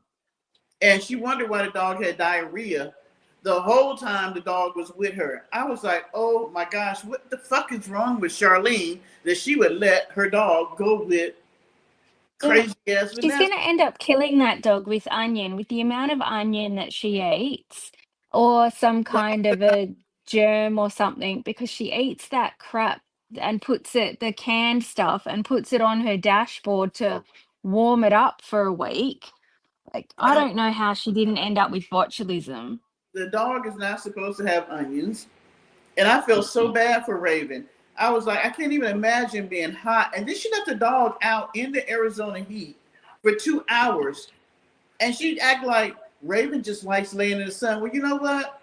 Parker likes laying in the sun every day. If I let Parker in the summertime lay out She's a back, black dog too, so it would be even hotter for her. But why would you take a dog out onto BLM land that either isn't trained and isn't desexed? Like, that's just a recipe for complete disaster, and it's also extremely irresponsible. I said to her, and she got mad at me because I said she didn't know what the hell she was doing with a dog. Then one of her people came to my chat and said, "Well, you don't know everything about dogs." I may not know everything about dogs, but I've had a dog in my life ever since I was a child. We had dogs in my family. I've always had a dog. I'm not going to let my dog lay outside in 100-degree weather. First of all, dogs don't sweat. So when they do that, they overheat. So you let Raven lay out there for 2 freaking hours in the dang on desert while you're in the van doing all this bullshit. I was like, and then you're feeding her stuff that's not good for her. She's still a young dog. And then you know what? I was so happy that the dog shitted in her bed, shitted on the floor, shitted in the Did the trash, dog shit on the bed? and you still That's sleep hilarious. in the same But that's mattress. the bed that she put all the turkey juice on. Do you remember when when one of the turkey can things smashed in her fridge, went all over the mattress, and all she did was put it out in the sun for a little bit. So she had this turkey juice smelling bed. She still sleeps on that mattress with the Oh, same sheets. And I'm just like, Vanessa is one of the I'm sorry, Vanessa could not cook nothing for me. She couldn't sell me mm-mm. anything. She couldn't come to my house. I would not even want to hang out with her simply because mentally we're She not at can't the same place. smell. You can't tell me that she wouldn't smell. And you're a nasty woman, and I don't trust you because you're a manipulator, and you use everything to make money. You would treat a dog that bad just so you can make money off of her. Hmm. Lisa, we're not going to talk about the swimsuit she bought. Oh, but she She's got walking mad around at wearing swimsuits at the moment. Like, that's her daily attire now, is the yeah, swimsuits. she got mad at me when she took Raven to the lake, and then that I'm telling y'all, I was working and I was watching the video while I was working. That shit was so funny. Where Raven jumped up on her and knocked her down, and the phone fell and everything. Oh my gosh, I was almost wanted to pee on myself. I was laughing so hard, and because I talked about that, she took it out the video. Oh my gosh, she's a hot mess. She really is. Um, I don't know, Chris, why people give her money. I still have not understood that. The only thing I I can think think, she appeals to people because she does the whole Christian thing, and then she preys on vulnerable people that are religious. That's where she gets it from, and she does. in my opinion, or people that are lonely. She really preys on older women because if you notice that ever since she's been on YouTube, she only visits older women, Hmm. and she ain't no young chick. So you're talking about women my age and older. And normally they're women whose children are no longer in the home or they never had children. They're by themselves.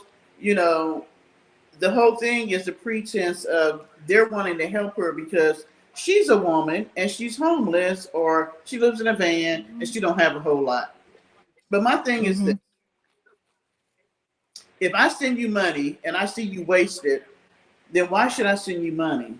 You know what I'm saying? She's not even thankful for what people sent her. Like when the lady sent her the Bible and she was like, I only accept Mm. King James Bibles.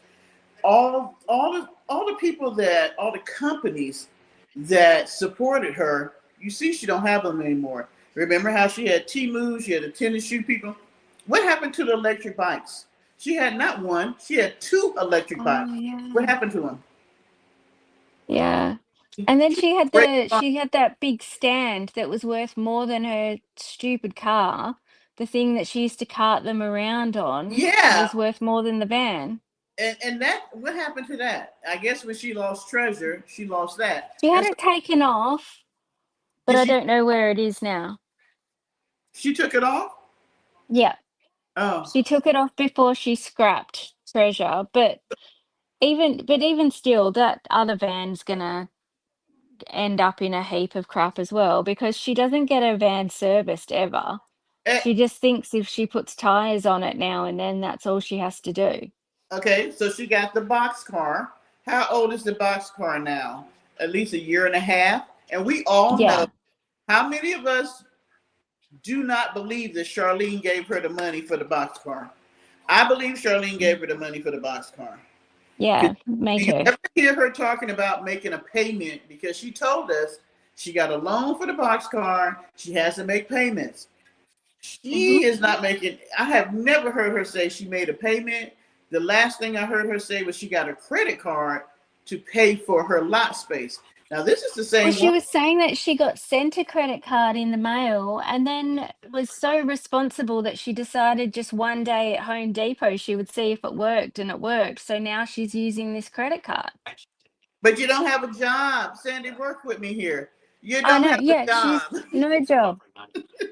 She's absolutely crazy, and but yet she'll sit there and say that it was because of God. God sent Thank- her the credit card because he and knew that she needed uh, more credit with I her was no so job. mad that day that she did that video in Quartzsite talking about God sent her a credit card.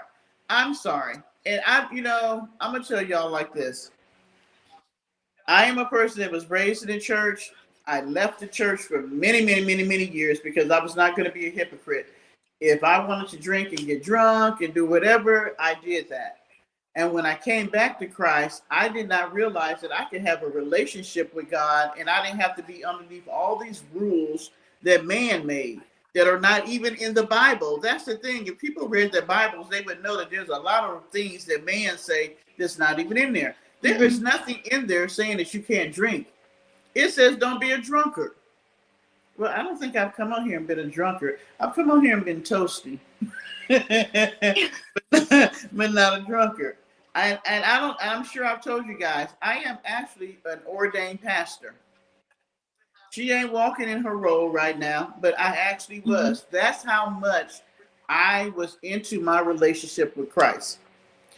I knew the Bible, and I still do from front to back. You can give me a scripture, Mhm. I can go to it, I can talk to you about it, but I do realize that people don't believe in the Bible, and that's okay. One thing I do know, they have not ever been able to dispute that the Bible is real.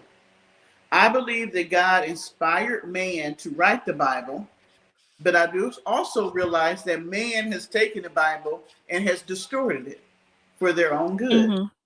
So I don't believe in religion. I believe that anybody can have a relationship with the God that they believe in. Yeah, I I think agree. at some point we're all going to meet up and realize that we all believe in the same semblance of a God, but we all probably fell short of what we believed in. You know what I'm saying? And so for her Mhm. to sit there and do the things that she do and make it seem like everybody else is horrible. I don't lie to anybody on YouTube. I don't ask people for money. I have a full-time job that I work. I come on here for fun, and I literally come on here because I enjoy you guys. And even Mhm. if I was at my wit's end, you would never know it. because if I believe in God, and I have had some bad times in my life, y'all have no idea. God has always taken me out of it. And you know what? He didn't have to use a credit card. He had another Mhm. person come and they would bless me. He would give me a job that would bless me. He would give me the ability to do something that would bless me. I never had to have a credit card to get myself out of debt. If I got a credit card, it was totally because Deborah decided she wanted to get a credit card. So for her to Mhm. sit on YouTube and say, "Oh, God gave me a credit card to pay my, lot space." No, ma'am. You had the money to pay your lot space, but you spent it on dollar days at Goodwill. How many Mondays did she go to Goodwill and spend money? $60 here, $60 there adds up.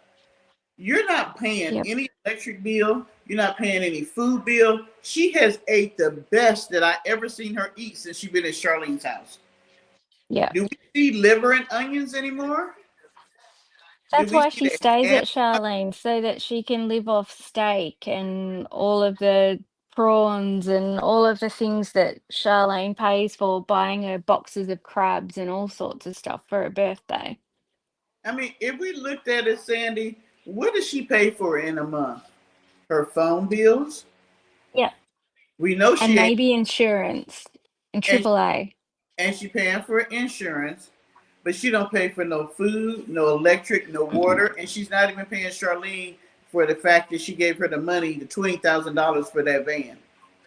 Yep. So Nothing. you, even in her worst month, she still probably gets between $500 to $1,000 a month from YouTube.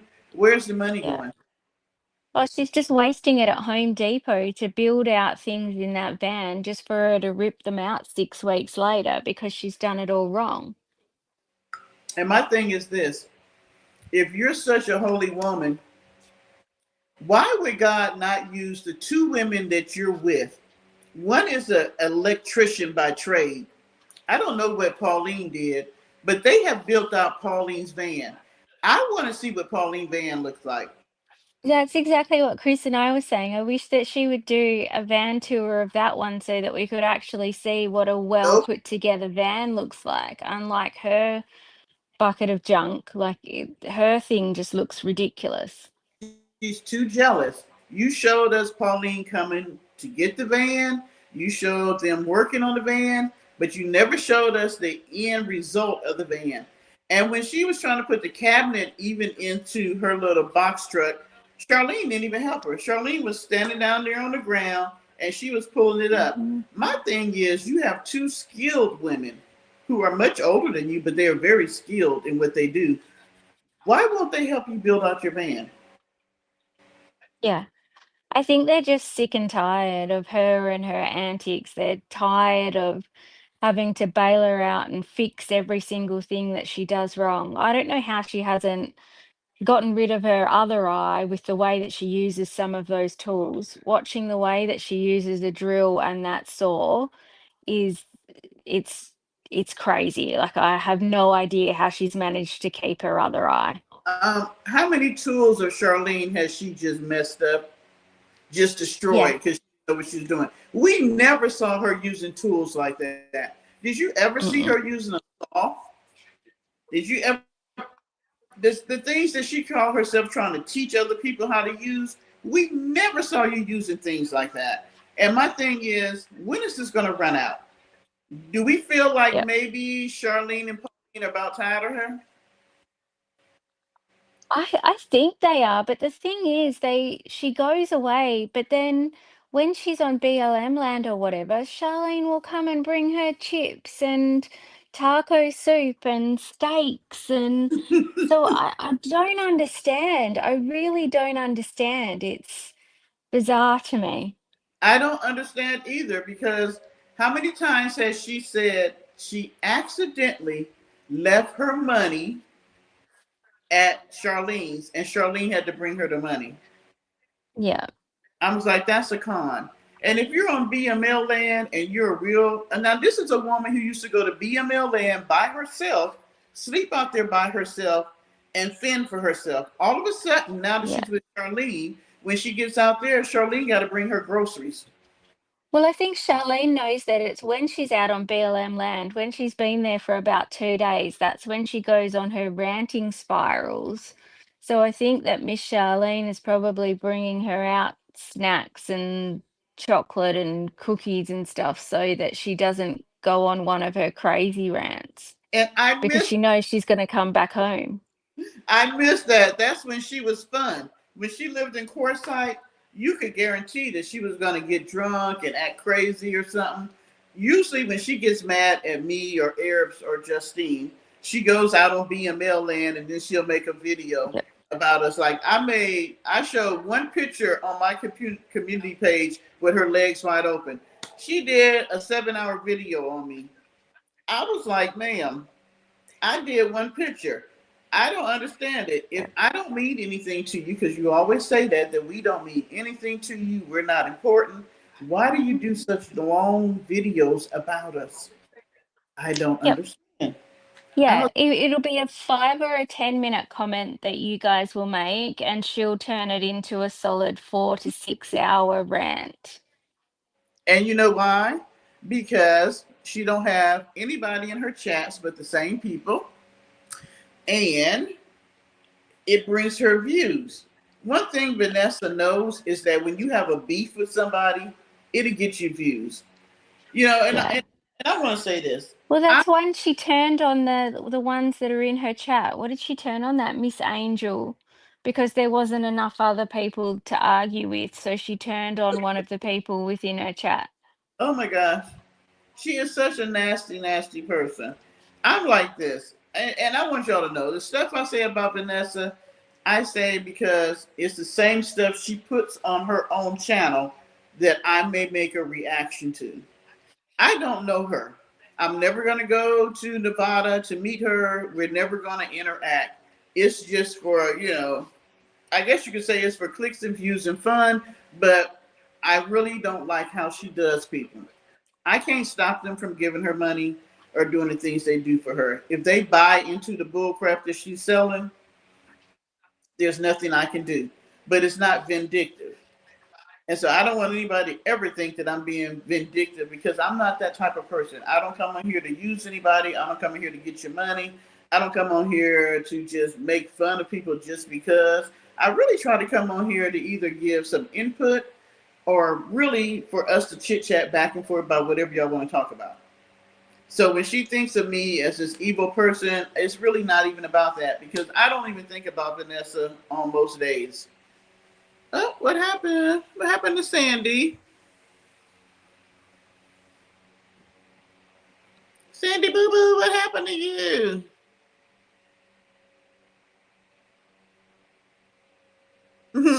Chris is over there talking about it's about a horny woman and no Bible. What happened to Sandy? Did she get booted out?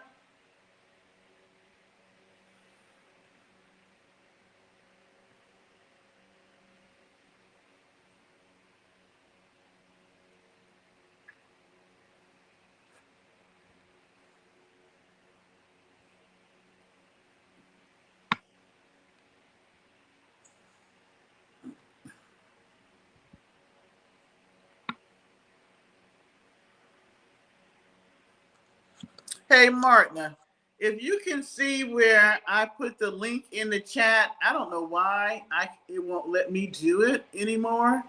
But if you guys can scroll back, the link will be in the chat if anybody else wants to come up. I don't know what happened to Sandy. Oh, Sandy phone went flat. I loved our conversation. Thank you so much for coming in.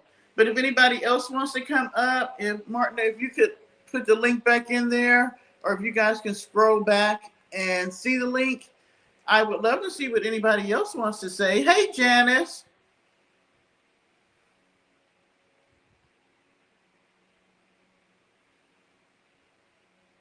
Well, you know she nasty, Janice. You know she nasty. Oh, stop it. She was washing the dog's butt and touching her mouth. That is so gross. I'm going to fill my glass up on that. So if anybody wants to come up, like, who else wants to be brave like Sandy did? and come up and have a conversation with all of us.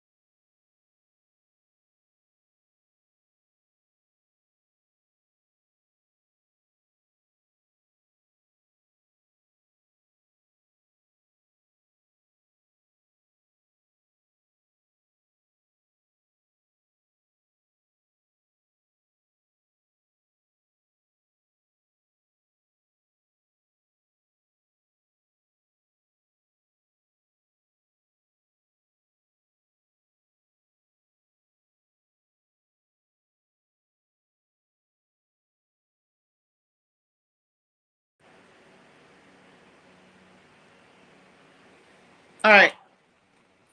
Y'all can see me? Can you hear me?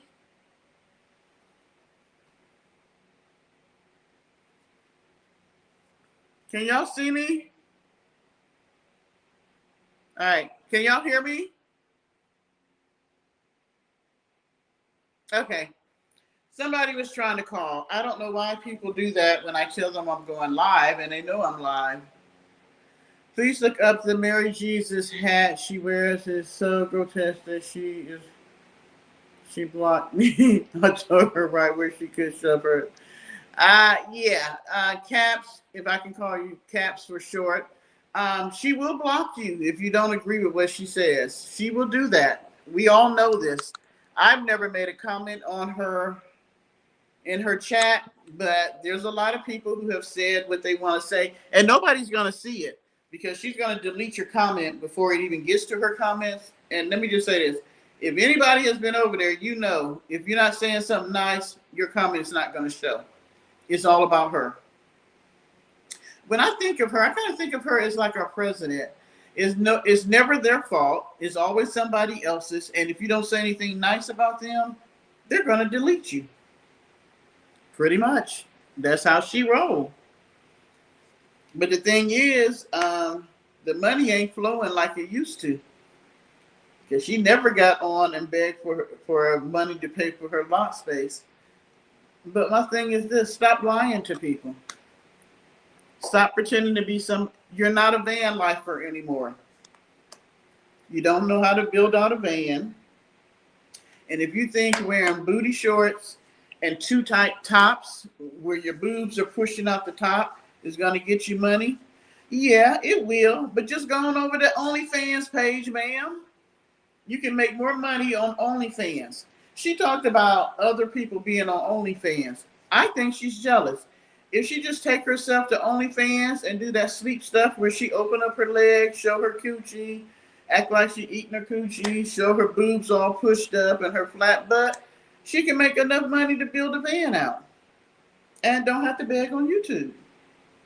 From what I'm hearing is they're going to stop people from being able to solicit their subscribers for money. TikTok has started that. If I'm not mistaken, they've already started where you can't solicit your subscribers for money. So from what I'm hearing on YouTube, they're going to make it where you cannot say, please send cash apps or whatever. If people want to give on their own, they can do that, but you cannot solicit. Oh, it's okay. It was so great seeing you. It was such an honor. I was so excited about that. Thank you. Thank you for coming up. And Chris, I am just really disappointed in you. You the one always talking the most smack. And it was Sandy that came up and not you. But okay. We were saying something before that. There was something I wanted to say to you guys. The wine has kicked in, just so you know. Well, let me say this. I hope for those of you, who have been around with me for a while, I was so, I had no idea that Sandy and Chris had been watching me when I only had 100 and some subscribers. And I wasn't talking about nothing. I don't talk about nothing pretty much for the most part now. I'm looking like a purple whale. This whole gut area needs to go, y'all. I'm actually thinking about using Ozempic or something. I don't know. And I'm looking real shiny tonight. I went and got a facial. The one that I put on my page, she is so nice, so knowledgeable. Oh, I just pray that her business is going to flourish. Let me tell you something. She gave me her own personal products. And I'm going to have to see if she sells them online or something. But since she's giving me her products, I can literally see how my skin is doing so much better. And this is a line of products that she made on her own. She's such a modest, humble woman that you just want her to prosper and do great. Yeah, y'all are OGs. So, and that's who I am at the crust of me. I guess if that, I'm looking this up, y'all. Y'all know I'm about 3 sheets in the wind when it comes to the box wine. I've had about 7 or 8 drinks, y'all. So let me see. The crust of the situation. Where is Martina? She usually helps me clear. See, I can't even get it right. She usually helps me clean up my speech. The crust of the situation is I really thoroughly enjoy conversating with you guys. I am very much a person that conversates. I love being able to have dialogue. I love debating people. I love being able for us to exchange ideas. Anything that I share with you is because I just choose to share with you because I trust you guys. I do. Anything I tell you out here is that I trust you who is in the chat. I know that any video that I put out here is going to be in cyber world for the rest of my life. So I don't put anything out here that I'm ashamed of, that I have any issues with somebody else finding out. My family knows I do YouTube. My sisters, they know the crazy stuff I say. My son knows. And my family goes back and they'll watch my YouTubes after I've already put them out. So they know the things that I say, and they know that it's the same things that I say to them in person. I don't want you to think that I'm one of those people, because what I have found lately is that there are more people that lie on YouTube than tell the truth. And that's the sad part. Are y'all going to hit the wines later today? Cheers from the United States.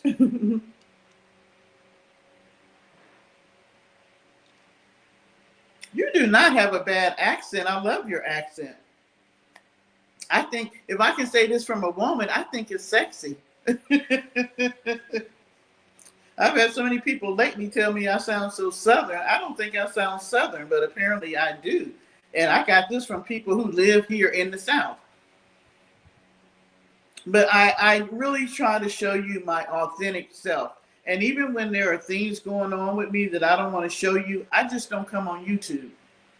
I don't ever want to come on here where I'm in a state of mind where I'm so jacked up that I can't interact with you in an authentic place, because I don't want to tell you what's going on. So let me say that. If there's something so serious going on in my life, I'm not going to come on YouTube. You may not see me for weeks on end, but when I come back, I may say, hey, this is what happened and this is what the outcome was. I don't have a problem sharing if I have a breakup, if I've lost some money, or if I lose my job, or there's issues within my family. That's not the problem. Y'all know I'm a counselor by trade. So me being able to discuss the real things happening in my life is not the issue. The issue is that I found is that people will look at you, and I never thought I would get to this point where they would want to make a judgment call on the things I put out here. I thought that I was being honest with you guys, and it's not you. It's not you whatsoever. Even me with my dating. I'm a 63-year-old fluffy woman, as y'all can see. I'm looking like a fluffy whale type of, I'm looking at this purple dress, and it is looking horrible on the screen. But I have been very honest with you guys when it comes to me and dating. I am a woman. I love love. I think love is awesome. The things that I like about Sandy and Chris is that they're in a relationship and they're young people and they're raising their son. And I know that they have issues, but they are in love and they're in it for the long haul. I love Tashana and Charlie because here they are literally living in a truck and being able to make it work as young people. I mean, I have such awesome couples on my channel that how could I not believe in love? Shut up, Polly. I mean, my thing is this. I think that we all need each other. I think, to me, it's sad when you make a decision that you don't want to have a person in your life. I think it is, because I think that you're basing the decision off of the last person you was with, or a bad relationship you had, or whatever the case may be. I don't ever want to get to a place in my life that I base me being with another person because of one individual. Y'all know I was married 18 years. My ex-husband was a hoe from day one to day 18 years. I could be a very bitter woman behind the stuff that my ex did. I could make a Lifetime movie. I could write a book about all the bull crap that he did. But you know what I chose to do? I chose to take what I learned from that relationship and make it say, this is not what I want in the next one. And I'm not going to let you decide how I feel about somebody else in the future. I never know when I'm going to meet people. I meet people when I'm at the grocery store. I meet people online. I meet people through YouTube.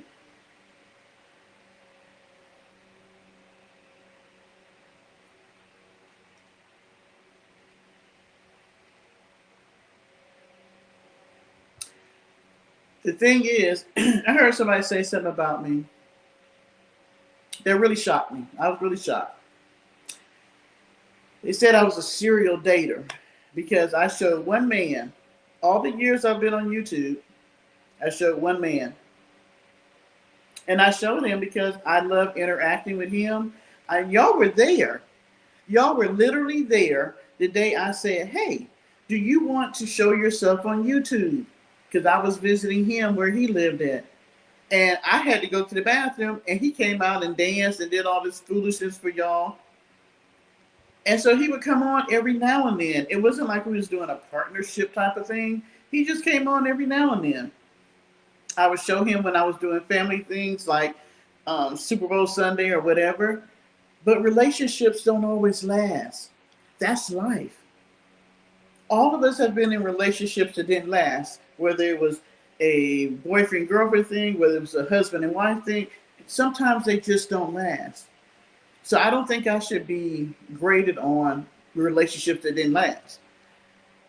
I was devastated behind that. Y'all know that. I didn't come on YouTube for what, 30 days or more? But when I came back, I explained it to you. But I had to work it out myself. I couldn't come on here crying and feeling the way I was feeling. I literally had to work it out myself. And then when I came back, I told you guys what was going on. My thing is this. I love having a significant other in my life. And recently, there's somebody that's seen me literally. I have to thank McNasty for this. Who would have known?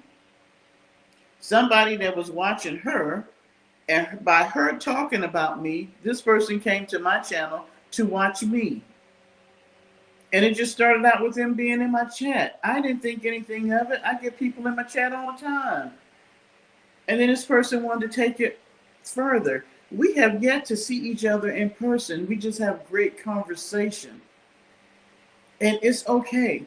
If any of you, and I have, in fact, I'm so open that I have told any of you, if you ever want to talk to me about anything, if you just want to say, hey, how you doing? How's your morning? Just hit me up in the email that I have for the channel, which is posseparker@gmail.com. Just say, hey, Deb, I'd like to chit chat with you.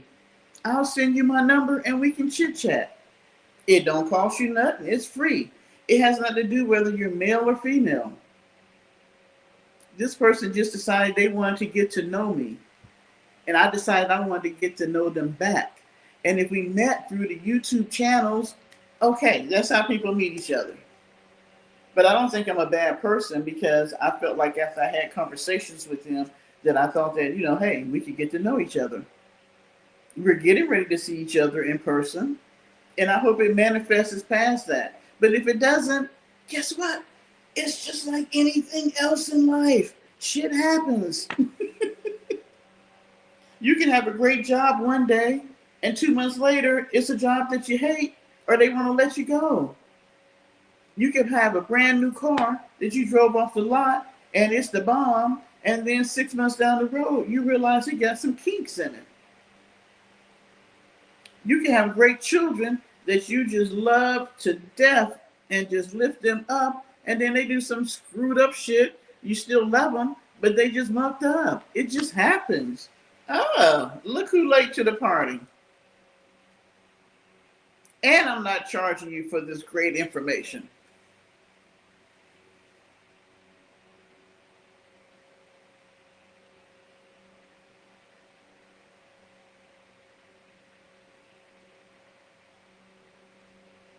Thank you, Caps. I didn't realize that.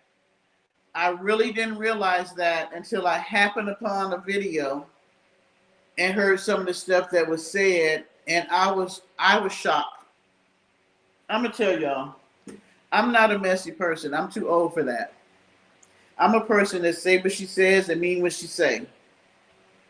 I'm never going to disrespect you out here. I don't care what we may have discussed behind YouTube, meaning that if me and you talk and we discuss some things, I'm never, ever, ever going to come on YouTube and tell other people what I said to you or what you said to me, to be honest.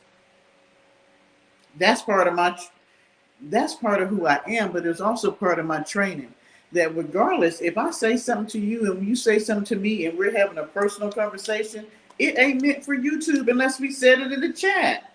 The things we say in the chat is meant for everybody that's in the chat. But if we're having a one-on-one, I don't have a need to say that. And first of all, I'm 63 fucking years old.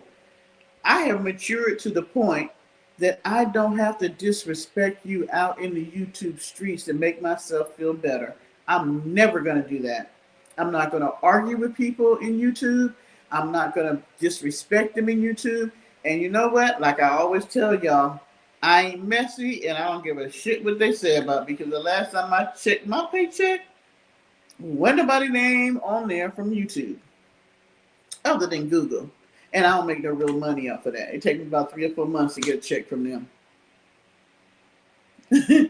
And my thing is, I am who I am. I'm real, I'm honest, and I don't do stuff to make somebody else feel bad. And even with where I'm at, with me being 63, wearing glasses, being fluffy and everything she is, I am secure in who I am, that I don't ever have to make you feel bad.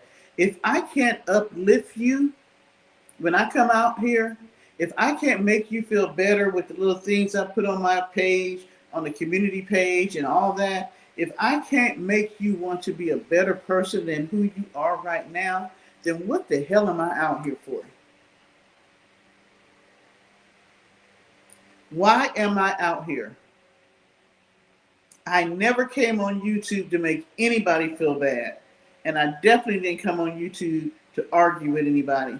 The stuff I say about McNasty is just banter between me and her. And me and her both know. I say stuff about her, people go look at her. She says stuff about me, people come look at my channel. I don't think she even thinks about the shit that I say, to be honest. She only says it on her channel because she knows that it gets views. She's old school. She's definitely OG. She know how. Matter of fact, I have learned from her how to get people to come to my channel. I am not going to come out here, and I don't want you guys to ever feel like you have to look at me compared to somebody else. I'm not going to do that. I'm not. I am thankful for the people who gave me a leg up. There are certain content creators who shouted out my name and gave me a leg up, and their people came and started watching me. I am so thankful for that, because I wouldn't be where I'm at now, and I'm not a big YouTuber. I almost want to cry about this. I'm not, like Sandy and Chris said, I was at 100 and some people. I thought that was great. When I got 125 people to say that they wanted to watch me, I thought that was great. But then I had another content creator that shouted out my name, and I got a lot of you guys to come over here. And I am honored that you came to do that. But what I'm never, ever going to do is make you have to choose between me and another content creator. Never.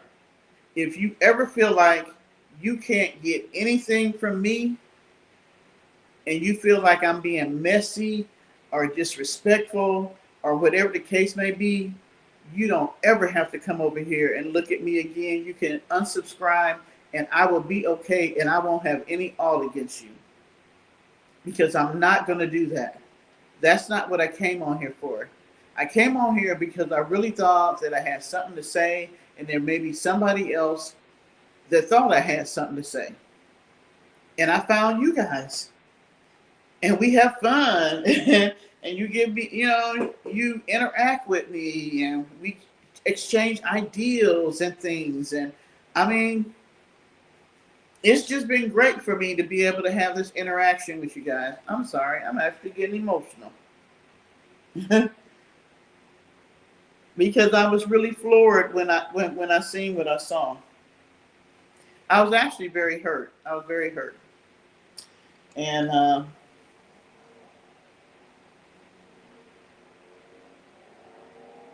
I'm just going to say I was hurt. I was hurt. And so I wasn't going to make a video about this at all, but it kind of just rolled into it, because thank you, Caps, for getting me to this point.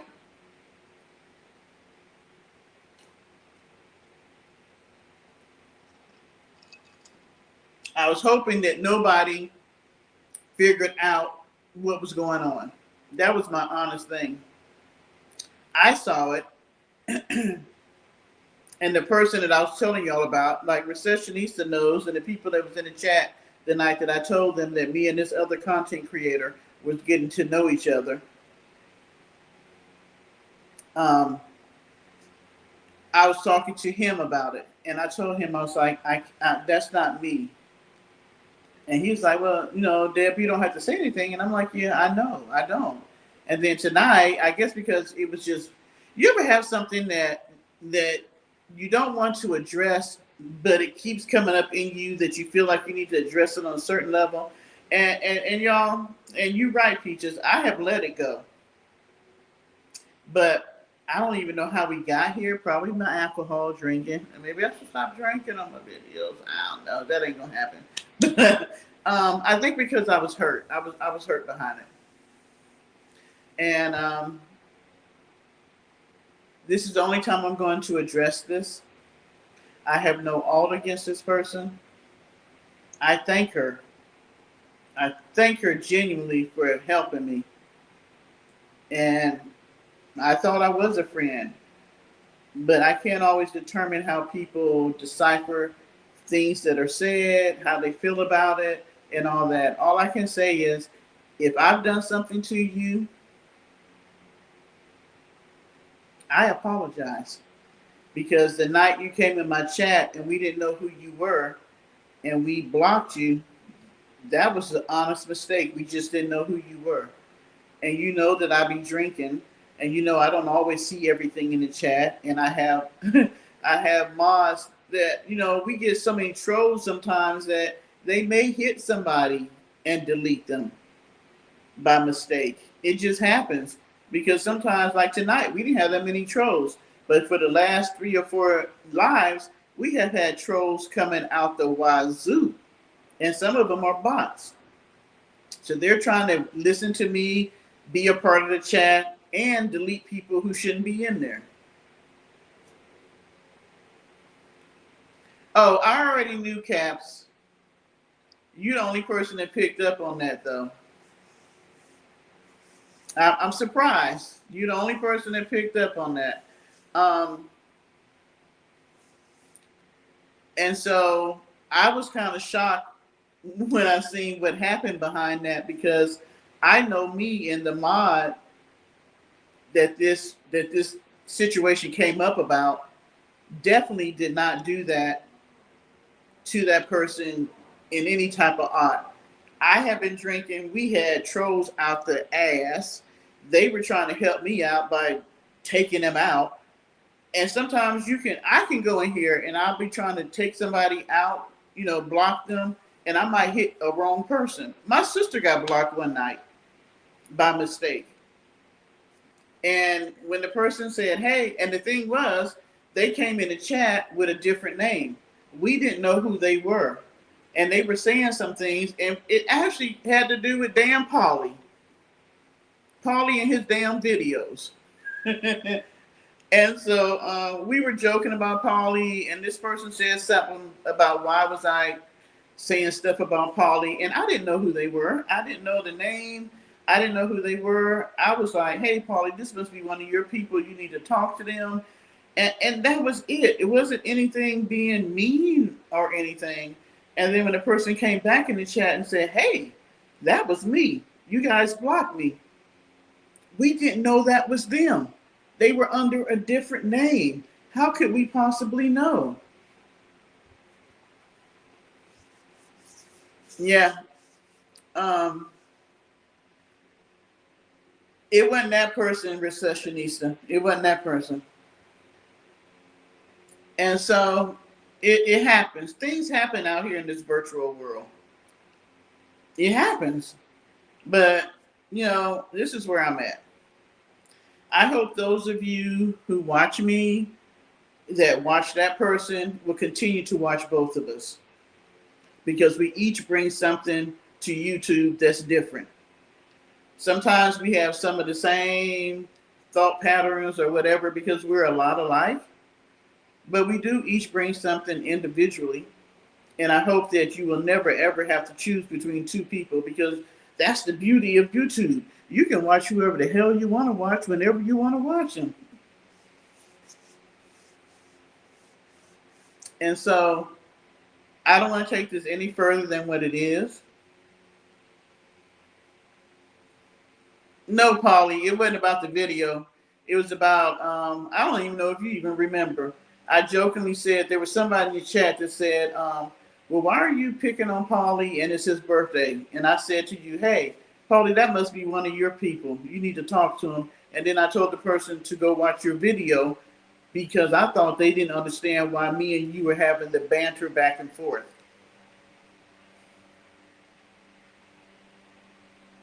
Caps, you just must never said nothing.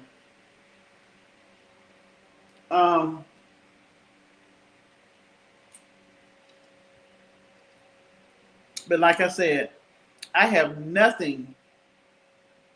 My hand to God, I have nothing against this person. I don't feel any anger against this person. It was a mistake. I'm sorry that she felt that we did something to her, because it wasn't intentional. I thank her because she helped to launch my channel to being where it is. And I could never take that from her, because she did. And so I hope that maybe this situation can be worked out in the background. But I'm going to have to be me and who I am. And if me dating men makes people think I'm a serial dater, what the fuck? I am. I like men. I like having the company of a man. If my drinking makes other people feel funny about it, oh, what the hell? When I came on here, I was drinking. I ain't never been nobody but who I am. If you come over here, I'm a cuss, I'm a drink, I'm gonna bring up topics that you may not like, I'm gonna push your buttons on some things, I'm gonna smoke my cigarettes. Yeah, I'm gonna tell you about any man that I'm probably screwing around with. To a point. And so I hope that you guys will just give us both grace, because we're both people that make mistakes and say things, and hey, we're human, just like everybody else out there. We're human and we make mistakes, and so I don't want this to go any further than what it has. I'm not going to make any more videos about this. It just happened to come up, and I guess it was in me because I was hurt when I seen the video. And for those who have been over here, y'all know that me and One Man's Wish are trying to get to know each other, and it has nothing to do with serial dating. I have yet to meet this man in person, but we talk every single day from the time that he wanted to get to know me. And if y'all really want to know, we talk. Sometimes I don't come on YouTube because he's talking to me. I go to bed at night with him listening to me snore. That's how much conversation we have. We talk 24/7, all day long. He's a nice man. He is. He respects who I am. We're getting to know each other in a holistic type of way, which is different in this day and age, where you get to know a person without any sex or any of that going on. We're genuinely getting to have real conversation, talking about real issues, where we're at in life, where we've been, and where we want to go. And I'm not going to stop myself from meeting somebody that wants to go in the same direction I want to go, or who may want to be a part of my life as I progress on. I'm not going to do that for anybody, and that's including my family. So if I'm a serial dater, what the hell? I don't think I come out here being suggestive. Now, the other night, I had actually been out, and that was a dress that I wore, and my boobs look big on here all the time. Tonight, they looking saggy, but I actually showed some cleavage. Hell, y'all, I'm 63. I hadn't showed, you know what I realized? I never showed cleavage. You know why? Because I ain't have no damn cleavage. I ain't get boobs up late in life. And when I got them, I came from a background of modesty and you didn't show your body and all that. And one day I was thinking, damn, you know what? I finally got boobs. And they don't ever get to see the day of light. I'm going to show them before they go totally south. They are looking a little. I should have worn my Rihanna bra. I done got some whole new lingerie from Rihanna. I should have wore that, but I didn't. And so my thing is this. I'm at an age where I want to have fun. I want to enjoy my life. I want to make memories. I may come on here and act silly. I may come on here and be towed up. But guess what? I done lived 63 fucking years. I think I deserve it. I don't know if I don't think God gonna give me 63 more. But if he does, I thank you, Lord. So I'm over the hump. And so I thank God for 10, 20, 20 more. So if I meet a person that's going to be able to be in my life for the next 10, 20 years, and that may be the best relationship I have in my whole life, and even if it's the worst relationship I had in my whole life, at some point I enjoyed some parts of it, right? Y'all don't ever stop living. I guess that's what I'm trying to say with all this. Oh, it's okay, Caps. You were honest, and it's okay, and I respect that. I just want to say to you guys, don't ever stop living. Don't let anybody, don't let it be your family, your children, your job, us in the chat. Be your authentic self. Be who you are, even if everybody else can't understand it. I don't expect everybody to understand who I am. My sisters say, I'm that person that love all the Christmas love time movies. Oh my gosh, I am a Christmas loving. Y'all, I think I told y'all, I love Christmas movies. Why? Because they all start out, they have a little conflict, and then they all live happily ever after. I have always loved that. I am a person that loves love. And I hate that there's so many people that don't love like that anymore. I hate that people have gotten so cynical. They've gotten so sad. They've gotten so bitter. They've gotten so hurt because of relationships in their life. Don't ever let one person that gave you a bad relationship stop you from being able to find somebody that's going to give you an awesome one. Lives. And if I can tell anybody that's younger than me, lives. And the things that you learn from life are the things that's going to help you continue forward. I was a very confused, messed up woman in my 20s. I was beautiful, but had no clue that I was. I have grown so much to be at this age that there's nothing in me, even with the stuff that's happening in this world right now, in the United States.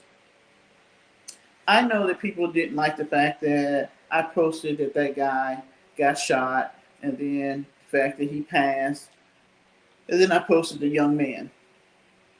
I didn't like anything that young man believed in, but you know what the funny thing is? I don't think he believed in it. I think it was the money behind it that he believed in, and he knew that the things he said made him money. If it can make you $700 million worth, people will say it. We live in a society that is built on greed and money.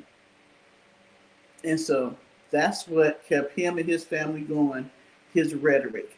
But the sad thing is, and I've told y'all plenty times, that hey, Beverly, I believe in the scripture that talks about you frame your world with what you speak out your mouth.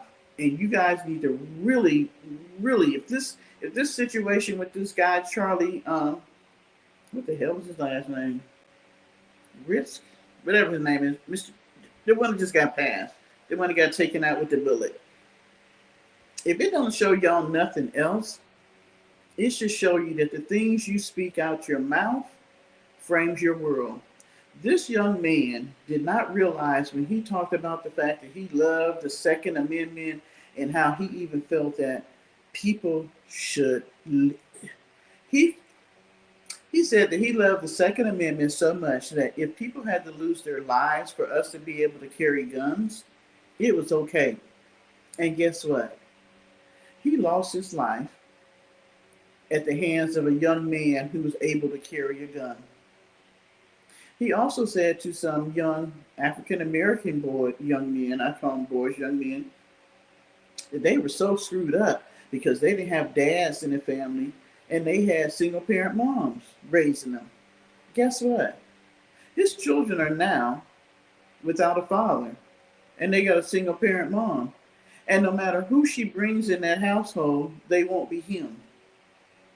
See, you can't just speak rhetoric and hatred and all these things that we have people saying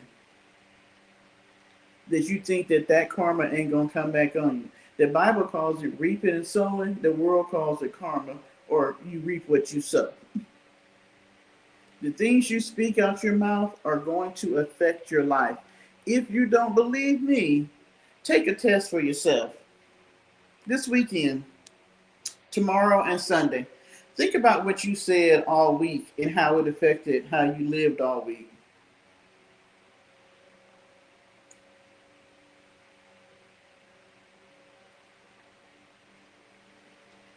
Paulie, this is what I say.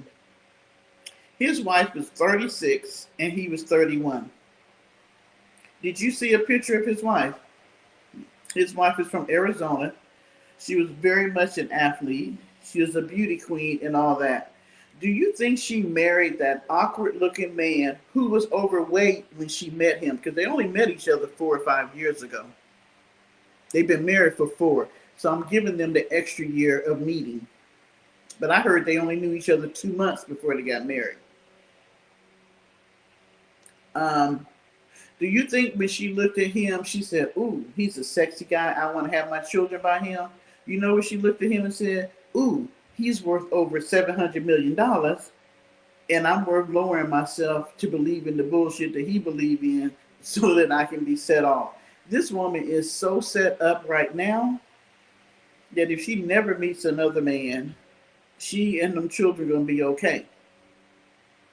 I started out with this saying that this whole thing that, and I never got to it because I started talking about other stuff. But since we're here now, I'm trying to figure out if this is a hoax.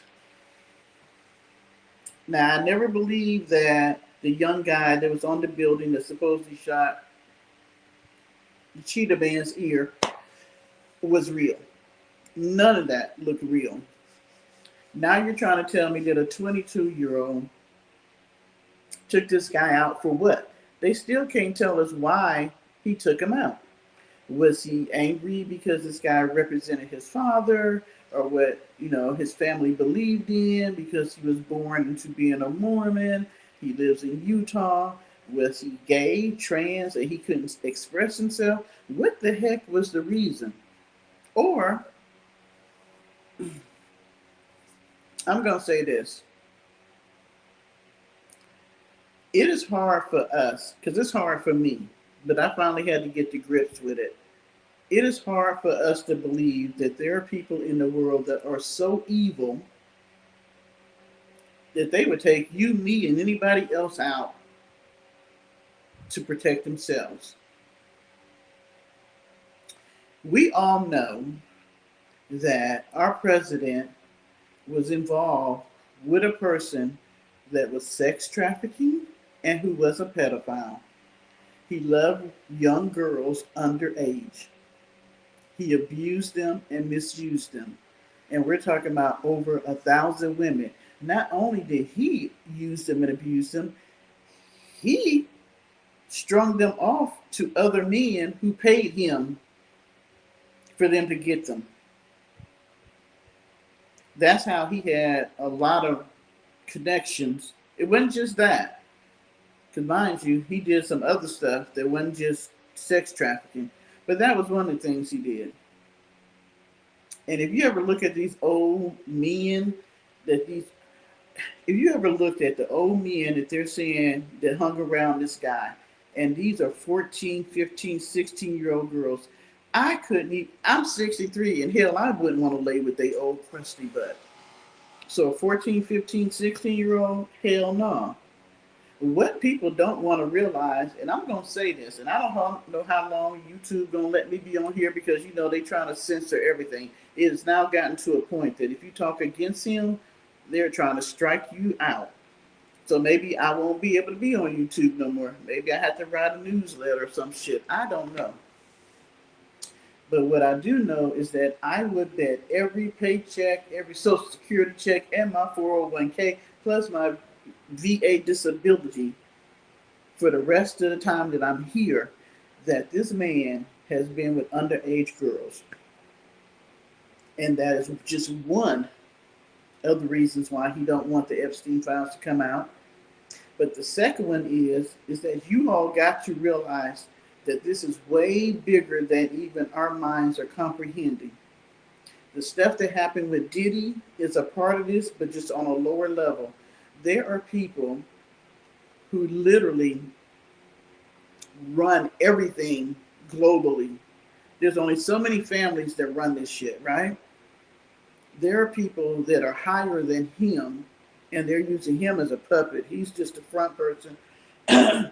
They got so much stuff going on that's connected to Epstein that if it actually came out, it would just blow shit up. I mean, literally blow stuff up.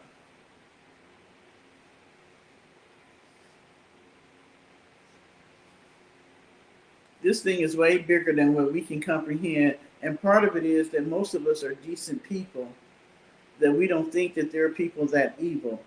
It is very hard to believe that somebody would be so evil that they would take that young 31-year-old man's life out to cover what they don't want other people to see.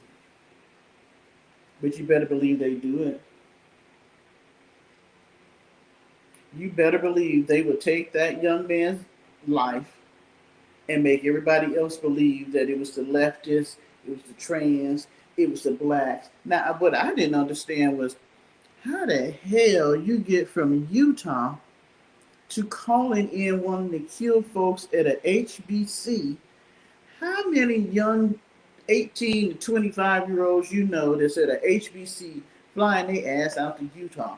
And if there had been any person of color in that crowd, you know they would have been wrestled down.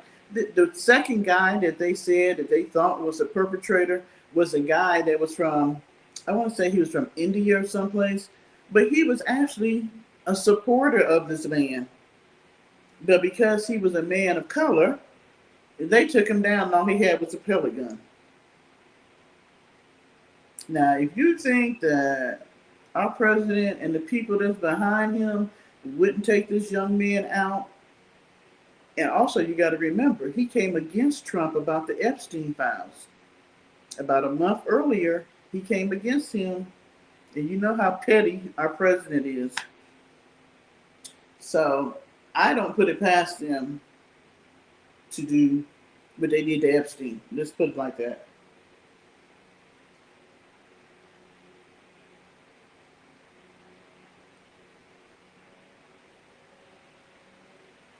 You know why, Paulie? Our world is fixed on money and power.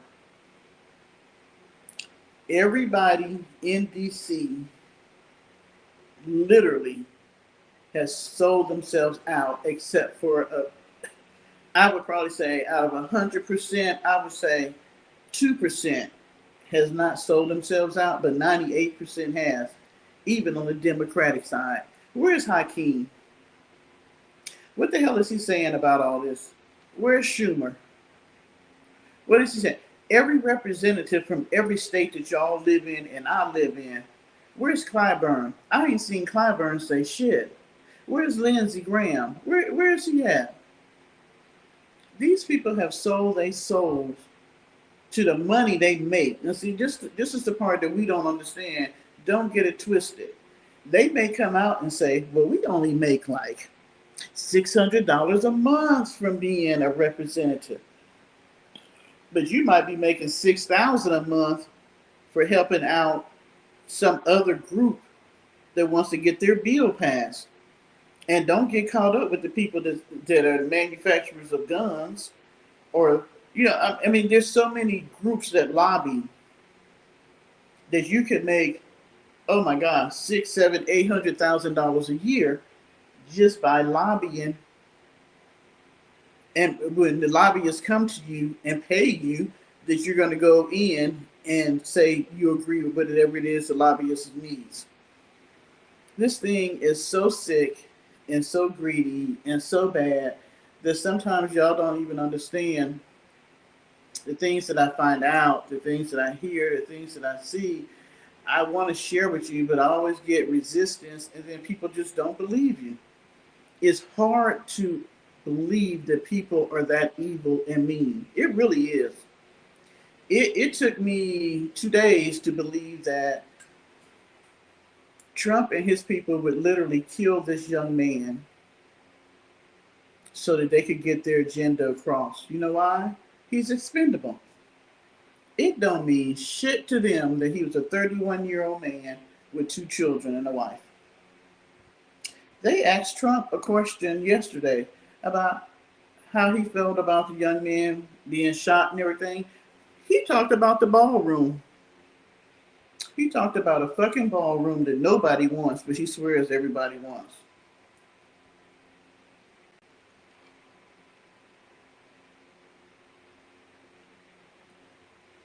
I go before my Lord every night, and I don't care what people say. They can tell me that the Bible is written by man. Yeah, it was. The Bible tells you it was written by man, inspired by God. Do I think that man has come in and manipulated the words of the Bible? Of course they have. We mess up everything. That's just who we are. But so far, they have not been able to dispute that the Bible exists and that is real. So my thing is this. If you live by the precepts of the Bible, what's the worst that can happen to you? You end up being a decent person. If you have faith in something outside yourself because you know that you didn't create you, what does that do? It makes you a better person. It makes you realize that it's not all about you.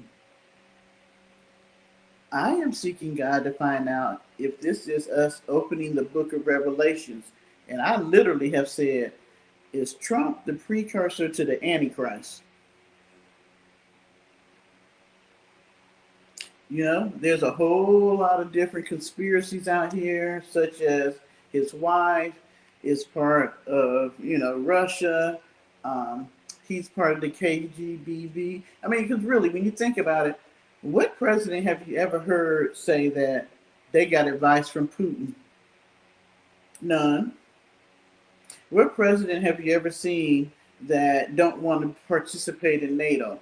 What president is talking about a fucking ballroom when you got Russia literally sending drones on another country outside of the one they already bombing?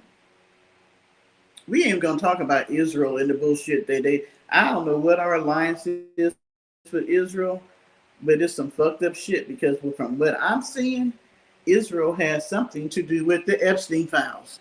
See, all this shit comes back. Epstein is really being a catalyst for all the bullshit that they've been doing for years. And that's why you got so many people in a tizzy. Don't get it twisted. You got Democrats, you got Republicans, you got independents, you got corporate, you got Hollywood, you got music, you got people in the fashion world. All these people are connected because of their perversion. Literally. Because of their perversion. People start to make so much fucking money that they have to start being entertained in all type of different ways. I'm telling y'all, if you don't do nothing else this weekend, start looking at how people with money, how they start to entertain themselves. It is a big thing now for people with money to hire people to literally have sex in front of them and their friends and maybe engage in the sex afterwards. But it's like a live porno show.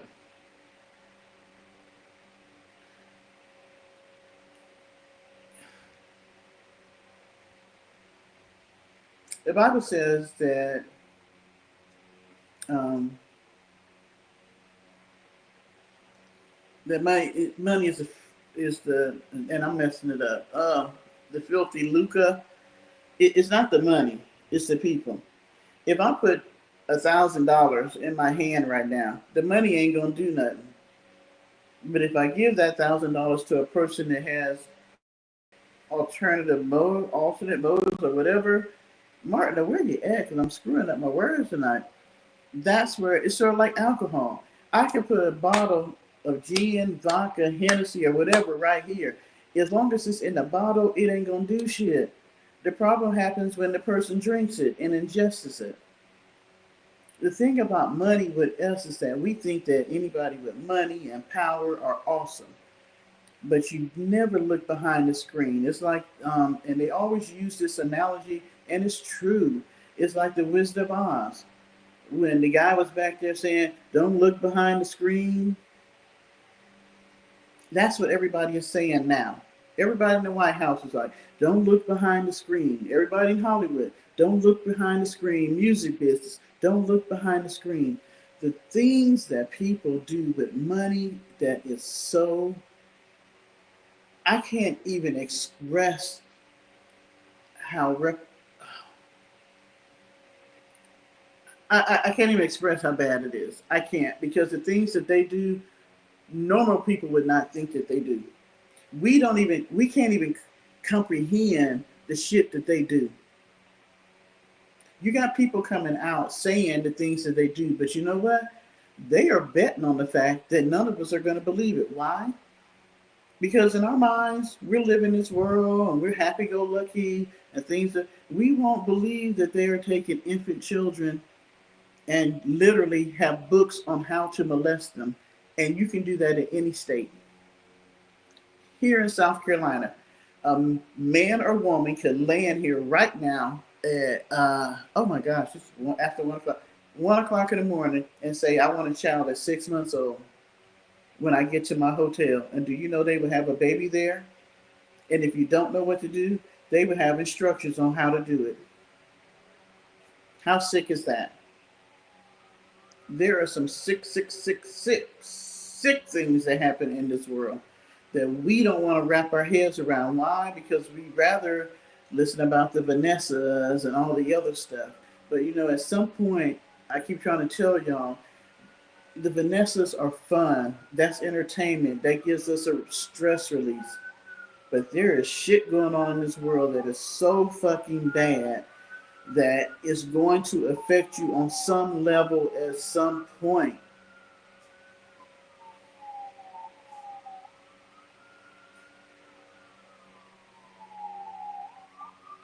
You know, Caps, you say that, and I'm going to end with this. I didn't realize it was after 1. Lord, y'all, I done drank too much box wine tonight. I'm going to say this. I am not a wealthy woman. I am not a rich woman as far as I can see right now. I do know what God has told me, that I'm a millionaire, and I stand on that. I was a half a millionaire at one point. Mucked it up, but I was worth over $500,000. I'm working my way back up. But you know what? It's not about the money. I would give up all my resources to have a partner that stood behind me or beside, I'm not behind me, but beside me, where we could support each other during the hard times, and that even if we didn't have, it was still okay because we had, you know what? People laugh at the whole love thing. But you know what? You can have millions and millions, and we have seen this millions of dollars and be unhappy. Look at Trump and his wife. Did y'all see? And, I just want to bring this up. Did y'all see the video of him at 9/11, at the 9/11 program thing they did? He was sitting there. His wife sat next to him, and she has the most. I've never seen this woman happy. She always just her like. But she was sitting there, but you know what I felt from her? "I'm tired of your old funky ass. I wish you would die. I'm sick of being your caretaker. I'm tired of going to these bullshit programs and you know and stuff that you want me to represent." He was sitting there, and if you didn't see it, you need to go out there and pull up Trump at 9/11. His face was sagging. They keep saying that he had strokes. I don't know if he had strokes or not. I thought he looked like he was high. He looked like he was high on prescription drugs. He was like so zooted out of his mind. He reminded me of the people in Detox. He was going to sleep. I was just like, who the fuck is this man? But you talked about Biden. The last picture I seen of Biden was him eating ice cream with his daughters on the beach, and he looked very healthy. I don't know what's going on with this man, but you know what? You live by the sword, you die by the sword. You can't keep coming out here lying and telling everybody that leftists should be killed. Do you help me understand? And Paulie, and Paulie, you know I love you, and we ain't never met each other. But help me understand how, when they said that it was them and it was leftists, that they just assumed it was black people that was going to Utah to shoot somebody. That was the craziest shit I ever heard. Because to be honest, most black folks didn't even know who this man was. Most people didn't know who he was. The only reason why he came up on their radar is because now they got the flags at half mast. They want to give him the Freedom Award. What the hell did he do? Because cause havoc and chaos. It was all about money, y'all. I don't think that man even really believed the shit that came out his mouth, but he knew it made money. We live in a greedy country. We are one of the countries that thrive off of, and they always like to say, it's about, what's the word they want to use? The fact that you have the ability to make as much money as you want to. I can't think of the name now, starts with a C, but yeah. Other countries thrive on the fact about being, holistic, being healthy within yourself, mentally, emotionally, and all these things. We thrive on making a dollar.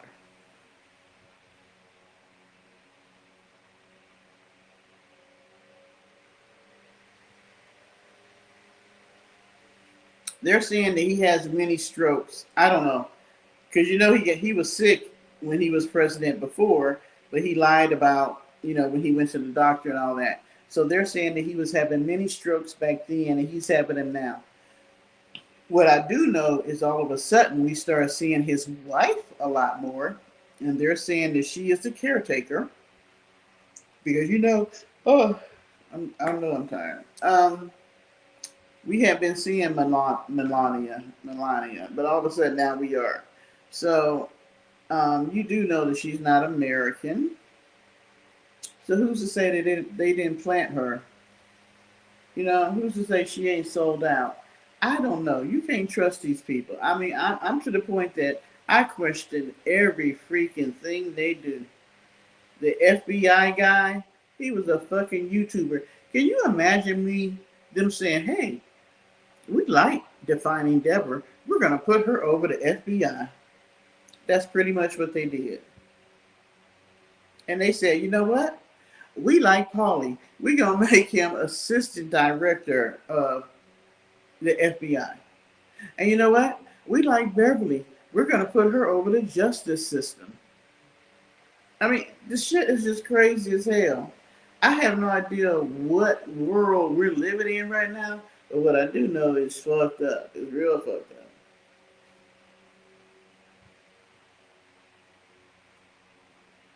So I'm going to end with this. Be safe. Be mindful. Check the people that's in your life.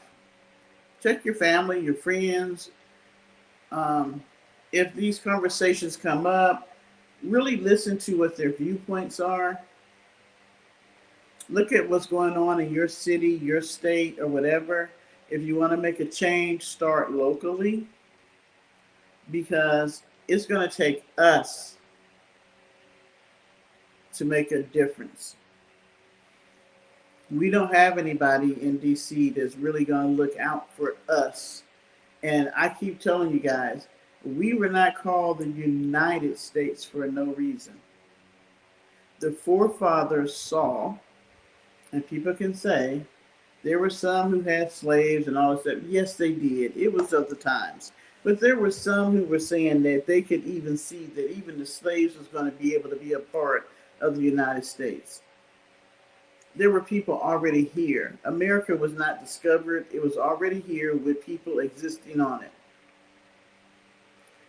However we got to where we're at, we are still called the United States. And it's going to take all of us to make a change. Because if we continue to be divided, what's going to happen is it's going to hurt all of us. And that's the sad thing, is that there are people who are on the other side who don't think that the things that they're doing and the laws that they're putting in place and all the stuff, if you really went out there and looked to see all the things they're doing behind the scenes, it's going to affect those same people that believe and trust that he's doing good for them, and he's not. It's all about him. And it's hard to believe that somebody might literally kill another person so that their secrets don't come out. But they will.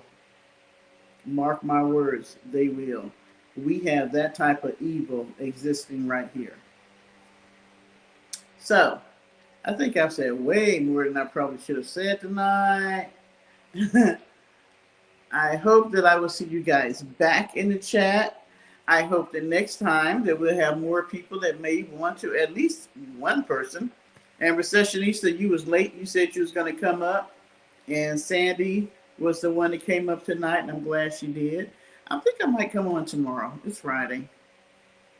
I might come on tomorrow, so maybe somebody else might want to come up and have a viewpoint of what's going on or something totally different.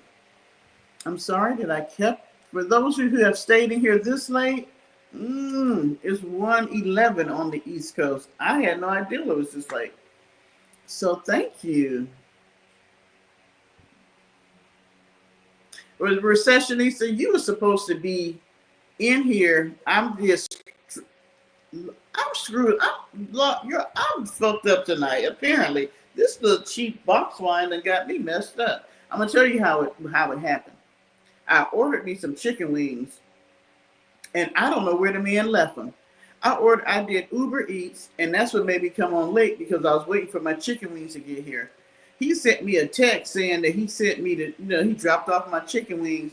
I ain't seen no chicken wings since. They went in the backyard. They went in the front yard. I even went and looked on my neighbor porches. I don't know if he took the chicken wings home with him. You know I'm mad now, because I could really use some chicken wings. And I told Uber Eats I want all my money back, including the tip. I ain't playing with him. South Carolina be tripping. I want to live in a city where I can get food 24/7. Good night, Beverly. Recessionista.